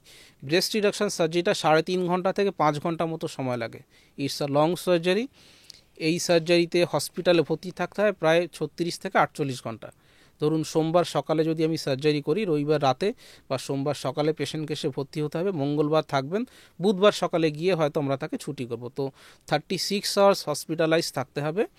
এবং বাড়িতে গিয়ে রিকভারির কথাটাও একবারে বলে দিই, আমি পেশেন্টদেরকে জিজ্ঞেস করি আপনার বাড়িতে আর কে কে আছেন, আপনাকে ডেলি কি কি কাজ করতে হয়, কারণ সেই হিসেবে তাকে জিনিসটা মডিফাই করতে হয়। আমি তাদেরকে বলে দিই প্রথম 5 দিন আপনি হোম রেস্টে থাকবেন, ভারী কাজ বাড়িতে করতে পারবেন না, এমন নয় যে আপনি বাথরুম যেতে পারবেন না, সেগুলো ডেলি যে কাজগুলো আপনার নিজের জন্য, দাঁত মাজা, বাথরুমে যাওয়া, স্নান করা, সব কিছু করতে পারবেন। কিন্তু রান্না করা, শক্ত কোনো ভারী জিনিস, জলের বালতি নিয়ে ওপরে যাওয়া, জামা কাপড় কাচা, এই কাজগুলো আপনি 2 সপ্তাহ পরে থেকে করতে পারবেন। সুতরাং যারা কাজ করছেন তাদেরকে ছুটি নেওয়া, বা অনেক সময় মহিলারা তাদের এই ব্রেস্ট বড় হয়ে যাওয়ার ব্যাপারটা, তাদের হয়তো বাড়িতে বাচ্চা আছে, তো আমরা বলি যখন আপনার বাচ্চা স্কুলে ছুটি থাকবে সেই সময়টাতে এসে করবেন, যাতে বাচ্চাটাকে অন্য কেউ দেখে নিল, আপনি সার্জারিটা করে নিলেন। তো এইভাবে যদি আমরা বলি, তো হসপিটালে থাকতে হবে 3 দিন, 3 দিন পরে 2 থেকে 3 দিন পরে হসপিটাল থেকে ছুটি হয়ে যাবে, বাড়িতে আপনি হোম রেস্ট নেবেন 5 দিন, আর ফুললি কাজে ফিরতে 10 থেকে 12 দিন মতো সময় লাগে। অনেকটা সময় কিন্তু এটা রিকভারি লাগে। খরচটাও মনে হয় অনেকটাই, হ্যাঁ, খরচটা ডিপেন্ড করছে কত বড় সার্জারি আমরা করব বা কত বড় ব্রেস্ট রয়েছে, সেই ক্ষেত্রে ডিপেন্ড করে কদিন আমরা রাখছি, কতক্ষণ সার্জারি লাগলো। স্বাভাবিকভাবে যদি বড় ব্রেস্ট থাকে তার সার্জারি টাইমটা আমি যে বললাম 3 থেকে 5 ঘন্টা লাগে। তাহলে যার মোটামুটি মডারেট সাইজ অফ ব্রেস্ট রয়েছে, আমরা একটা মাপি, আপনি নিজেও বাড়িতে যারা এই ভিডিও দেখছেন আপনারা দেখতে পারেন, আমরা এই যে কণ্ঠী হাড় যেটা রয়েছে, সুপ্রাস্টার্নাল নচ বলি, সেখান থেকে আমরা নিপিল যেটা রয়েছে, একদম নিপিল অবধি আমরা মেপে নিই। যদি 30 সেন্টিমিটারের থেকে কম থাকে তাহলে তাদের সার্জারি টাইমটা কম লাগে। যাদের 30 সেন্টিমিটারের থেকে বেশি লাগে, বেশি থাকছে, ইভেন 40 to 45 সেন্টিমিটার অবধি পেশেন্ট আমি পেয়েছি, তাদের সার্জারি টাইমটা একটু বেশি লাগে। এবং সার্জারির ব্যাপারটা নিয়ে আরেকটু বলবো, সেটা যে সার্জারির এক্সটেন্সিভনেস যদি 30 সেন্টিমিটারের কম থাকে তাহলে আমরা ললিপপ টেকনিকে করি। 30 সেন্টিমিটারের বেশি যাদের লম্বা হয়ে গেছে তাদের ক্ষেত্রে আমরা ইনভার্টেড টি টেকনিক বলি। একটা লম্বা দাগ হবে আর ব্রেস্ট ক্রিজের তলায় একটা দাগ হবে, এটা সেই টেকনিকে করায় তাদের ক্ষেত্রে, যাদের এক্ষেত্রে টাইমটা, সার্জারি টাইমটা 4.5 ঘন্টা থেকে 5 ঘন্টা লাগে। তো এইভাবে আমরা সার্জারিটাকে 2 ভাগে ভাগ করতে পারছি। খরচটা কিরকম? আচ্ছা, এবারে খরচ নিয়ে বলবো। খরচও ডিপেন্ড করছে এক্সটেন্সিভ ওটির যে খরচাটা, 3 ঘন্টার ওটিতে যা খরচা হবে 5 ঘন্টার ওটিতে ডেফিনেটলি বেশি হয়। এই ব্রেস্ট রিডাকশনের খরচাটাও মোটামুটি ওই 86,000-এর থেকে শুরু হয়। আমি নিজে পার্সোনালি যে জিনিসটা করি, এই 2025-এ আমরা আজকে ভিডিও করছি, তো 86 থেকে শুরু করে মোটামুটি 1.8, 1,80,000-এর কাছাকাছি খরচা হয়। ডিপেন্ড করে, দেখুন সার্জারি তো আমিই করব, তো এবারে কিছু পেশেন্টস থাকেন যাদের তারা একটু বেশি প্রাইভেসি চান, তাদের কেবিন বেড নিতে হচ্ছে তারা, বা কিছু পেশেন্ট চাইছেন যে তারা কর্পোরেট হসপিটালে করবেন, স্বাভাবিকভাবে সার্জারিটা বেড়ে যায়। তো এই ব্যাপারটা যখন পেশেন্ট আমার কাছে আসেন, আমরা খোলামেলাভাবে ডিসকাশন করে একটা প্যাকেজ ঠিক করে যে কতটা খরচ আপনার ক্ষেত্রে হতে পারে, তার অ্যাফোর্ডেবিলিটি বা এই ব্যাপারগুলো কতটা কি রয়েছে, সেই হিসেবে খরচাটা কিন্তু ঠিক করা হয়। মেডিক্লেম কি কোনোভাবে কসমেটিক সার্জারি কভার করে? হ্যাঁ, এইটাও খুব ইম্পর্টেন্ট ব্যাপার। এই বিশেষ করে ব্রেস্ট, প্রথমত কসমেটিক সার্জারি তে ব্রেস্ট অগমেন্ট বলুন, রাইনোপ্লাস্টি বলুন, মেডিক্লেম কিন্তু কভার করে না, ইন্ডিয়াতে কভার করে না। ব্রেস্ট রিডাকশনের ক্ষেত্রেও কিন্তু ইন্ডিয়াতে কভার করে না। কিন্তু আমি বিদেশে ছিলাম, যেখানে বেলজিয়াম, সুইডেন বা স্পেনে, সেখানে দেখা যাচ্ছে যদি 350, এটা দেশ থেকে দেশে ভ্যারি করে, মানে ব্রেস্টটা তো বড় হয়ে গেছে, তাহলে আমরা কেটে বাদ দেবো কিছুটা টিস্যু, সেই টিস্যুটা ওজন করতে হয়। ওদের দেশে রুলস ভ্যারি করে কিছুটা, যে ধরুন 500 গ্রামের বেশি যদি বাদ যায় তাহলে সেটা করা রিকনস্ট্রাকশন সার্জারি হিসেবে দেখে। যদি 500 গ্রামের কম হলো তার মানে আপনি সৌন্দর্যের জন্য করেছেন। কিন্তু ইন্ডিয়াতে আপনি যাই করুন না কেন সেটা ওরা কসমেটিক সার্জারি হিসেবেই দেখে। তো এটাতে কিন্তু মেডিক্লেম কোনোভাবেই কিন্তু কাজ করে না। অনেক পেশেন্টরা বলেন স্যার মেডিক্লেম কাজ করবে কিনা, তাদেরকে তখন আমরা বুঝিয়ে বলি ইন্ডিয়াতে কিন্তু ব্রেস্ট রিডাকশন সার্জারিটা মেডিক্লেমের মধ্যে আসে না। এছাড়া আর কি বাকি থাকছে কসমেটিক সার্জারিতে? তো এরপরে ফিমেলসরা আমাদের কাছে বিশেষ করে সার্জিক্যাল যে সমস্যা নিয়ে আসেন, সেটার মধ্যে আসে হচ্ছে আপনার কসমেটিক জেনাইটাল সার্জারি, এটা ইন্টিমেট সার্জারিও বলা হয়। ম্যাক্সিমাম পেশেন্ট যারা আসেন, 3টে গ্রুপ অফ পেশেন্ট আসেন। কিছু পেশেন্ট আসেন তাদের ভ্যাজাইনাল লুজনেস হয়ে গেছে, ধরুন নর্মাল ডেলিভারিতে বাচ্চা হয়েছে, ভ্যাজাইনাল ক্যানাল দিয়ে, যেটা স্বাভাবিক রাস্তা বাচ্চা হওয়া, সেখান দিয়ে হয়েছে। অনেক সময় এই বাচ্চার যদি বড় থাকে তাদেরকে ডেলিভারি করার সময় আমরা এপিসিওটমি বলি, ভ্যাজাইনাল রাস্তাটা যাতে বেড়ে যায় সেটার জন্য কেটে দেওয়া হয় রীতিমতো ডিউরিং ডেলিভারি, বা ফরসেপ দিয়ে বের করতে হলো, অনেক সময় জায়গাটা ইনজুর্ড হয়, ফলে ভ্যাজাইনাল চারিদিকে যে মাস্কুলেশনটা রয়েছে সেটা লুজনেস চলে আসে। এটা একটা কারণ হতে পারে। অনেক সময় বয়স যখন 40-এর বেশি চলে আসছে, আমাদের যে কোলাজেন টিস্যু বডি সব জায়গাতেই থাকে, ওখানকার কোলাজেনগুলো লুজ হয়ে যায়, তো এই দুটো কারণে তখন তাদের যেটা হচ্ছে ভ্যাজাইনাল লুজনেস আসে, স্বামী স্ত্রীর মিলনের সময় যে তাদের ফিলিংসটা সেটা অতটা তারা পেতে পারেন না। তখন মহিলারা আসেন ভ্যাজাইনাল ক্যানালটাকে টাইট করে নিতে। ওই টাইটটা দুভাবে করা যেতে পারে, একটা নন মেডিকেল বা মেডিসিনস দেওয়ার বলতে সেখানে লেজার ইউজ করা যেতে পারে বা কিছু কিছু কেমিক্যালস ইউজ করা যেতে পারে, যেটাতে মিনিমাল টাইটনেস হয়, খুব বেশি টাইটনেস কিন্তু আসবে না। কিছু পেশেন্ট থাকেন যাদের কিন্তু খুবই লুজনেস থাকে, বিশেষ করে এই এপিসিওটমি যাদের হয়েছে বা একাধিক বা যাদের নর্মাল ডেলিভারি ভ্যাজাইনাল ক্যানাল দিয়ে হয়েছে, তাদের কিন্তু এই লেজার বা ইনজেকশনস দিয়ে ওই টাইটনেসটা ফেরত আনা সম্ভব নয়। তাদের আমরা সার্জিক্যাল টেকনিকে করি। এই সার্জারিটা করতে অ্যারাউন্ড 40 মিনিটসের কাছাকাছি সময় লাগে। সেই দিনেই ছুটি করে দেওয়া হয় এবং আমরা সার্জারিটা আন্ডার লোকাল অ্যানাস্থেসিয়াতে করি, যাতে পেশেন্টকে ভর্তি রাখতে না হয়, কারণ পেশেন্টদের বাড়িতে যাওয়ার একটা বিষয় থাকে। তো এই ভ্যাজাইনোপ্লাস্টি একটা, এই সার্জারিটাকে ভ্যাজাইনোপ্লাস্টি সার্জারি বলে, ডে কেয়ার প্রসিজিয়ার, সেই দিনেই ছুটি হয়ে যাবে। ভ্যাজাইনোপ্লাস্টি সার্জারি করতে গেলে লুজনেসের জন্য যদি আমরা শুধু করে থাকি, সেটা অ্যারাউন্ড 40 থেকে 60,000 মতো খরচা হয়। এরপরে সেকেন্ড যে সাইড এফেক্ট থাকে কি ভ্যাজাইনোপ্লাস্টি সার্জারির অ্যাজ সাচ সাইড এফেক্ট কিছু নেই, তবে কিছু রেস্ট্রিকশনস থাকে। সেটা রেস্ট্রিকশনস হচ্ছে, যেহেতু আমরা সার্জারি করলাম, যদি সার্জিক্যাল মেথডে আমরা করি, 6 উইকস মতো সেক্সুয়াল অ্যাক্টিভিটি করা যায় না, কারণ ভেতরে যে জোড়াটা হলো সেটা শুকোতে সময় দিতে হবে। সুতোগুলো অবশ্য আমরা যে সুতোগুলো ইউজ করি বা যে স্টিচেসগুলো দেয়, সেটা সেলফ অ্যাবজর্বিং স্টিচ, সেটা আপনি অ্যাবজর্ব হয়ে যায়। আর এটা হচ্ছে আমরা ওনাদেরকে বলি 6 উইকস সেক্সুয়াল অ্যাক্টিভিটি করা যাবে না, তারপরে অ্যাক্টিভিটি করতে পারেন। এবং যেহেতু ক্যানালটা একটু টাইট হয়ে গেল, ইনিশিয়ালি আমরা কোনো লুব্রিকেশনস বা অন্যান্য প্রোটেকশন নেওয়ার কথা আমরা পেশেন্টদেরকে বলে থাকি।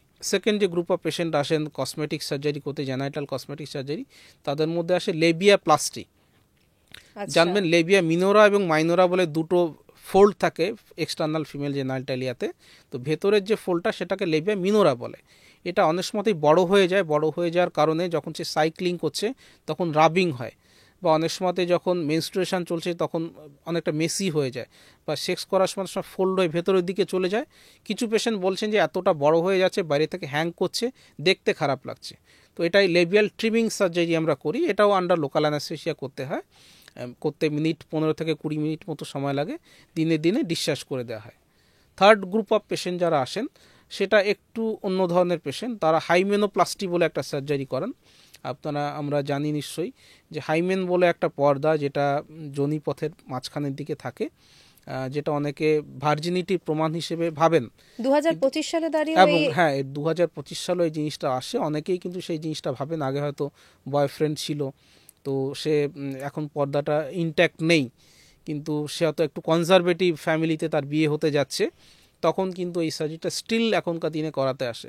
এটা আমার শুনে কিন্তু খুব খারাপ লাগলো, মানে 2025 সালে দাঁড়িয়ে যদি এরকম সার্জারি করাতে হয়। হ্যাঁ, এটা শুধু যে ইন্ডিয়াতে হচ্ছে সেটা না, আমি কিন্তু বিদেশেও দেখেছি ফিমেলসরা এটা করাতে আসেন। আর একটা গ্রুপ অফ পেশেন্ট যারা কসমেটিক জেনাইটাল সার্জারি নিয়ে আসেন, তাদের লেবিয়া মেজোরা বলে যে পার্টটা থাকে, বাইরের যে ফোল্ডটা, বয়সের কারণে ওখানে বেসিক্যালি ফ্যাটি টিস্যু থাকে, চর্বি থাকে, সেটা অনেকটা অ্যাট্রফি হয়ে যায়। ফলে দেখতে আমরা ক্যামেলস বা যেটা উটের পায়ের মতো দেখতে ফিট বলি আমরা, তো সেরকম দেখতে জিনিসটা ভালো লাগছে না, ডিফ্লেটেড হয়ে গেছে। তখন সেখানে আমরা ফ্যাট গ্রাফটিং করি। এটাও আন্ডার লোকাল অ্যানাস্থেসিয়া করা হয়, মিনিট 15 থেকে 20 মতো সময় লাগে। তো এই গেল ফিমেল কসমেটিক জেনাইটাল সার্জারির ব্যাপারগুলো। এটা স্বাভাবিকভাবে দেখছেন আলাদা আলাদা প্রসিজার, আলাদা আলাদা। আমি তো অবাক হলাম, যত শুনলাম তত অবাক হলাম। মানে মানুষ কি যে সার্জারি করান, মানে কিভাবে যে সার্জারি হচ্ছে, আমাদের সাধারণ মানুষের কাছে এগুলো সত্যি অবাক করার মতো। আপনাদের মানুষের সমস্ত দাবি মেটাতে হয়, আর আমাদের আজকে আপনি অনেকটা এডুকেট করলেন, আমরা অনেক কিছু জানতে পারলাম। অনেক ধন্যবাদ দাদা, ভীষণ ভালো লাগলো, কেননা এই সমস্ত টপিকে নর্মালি আমাদের কথা বলা হয়ে ওঠে না। ঠিক, ফিমেল হেলথ নিয়ে তো বিভিন্ন টপিক আমরা করি, কিন্তু এটা কসমেটিক ব্যাপারটা নিয়ে অতটা জানেন না লোকজন, জানেন না, আলোচনাও হয় না। তো আপনার সঙ্গে কথা বলে ভালো লাগলো।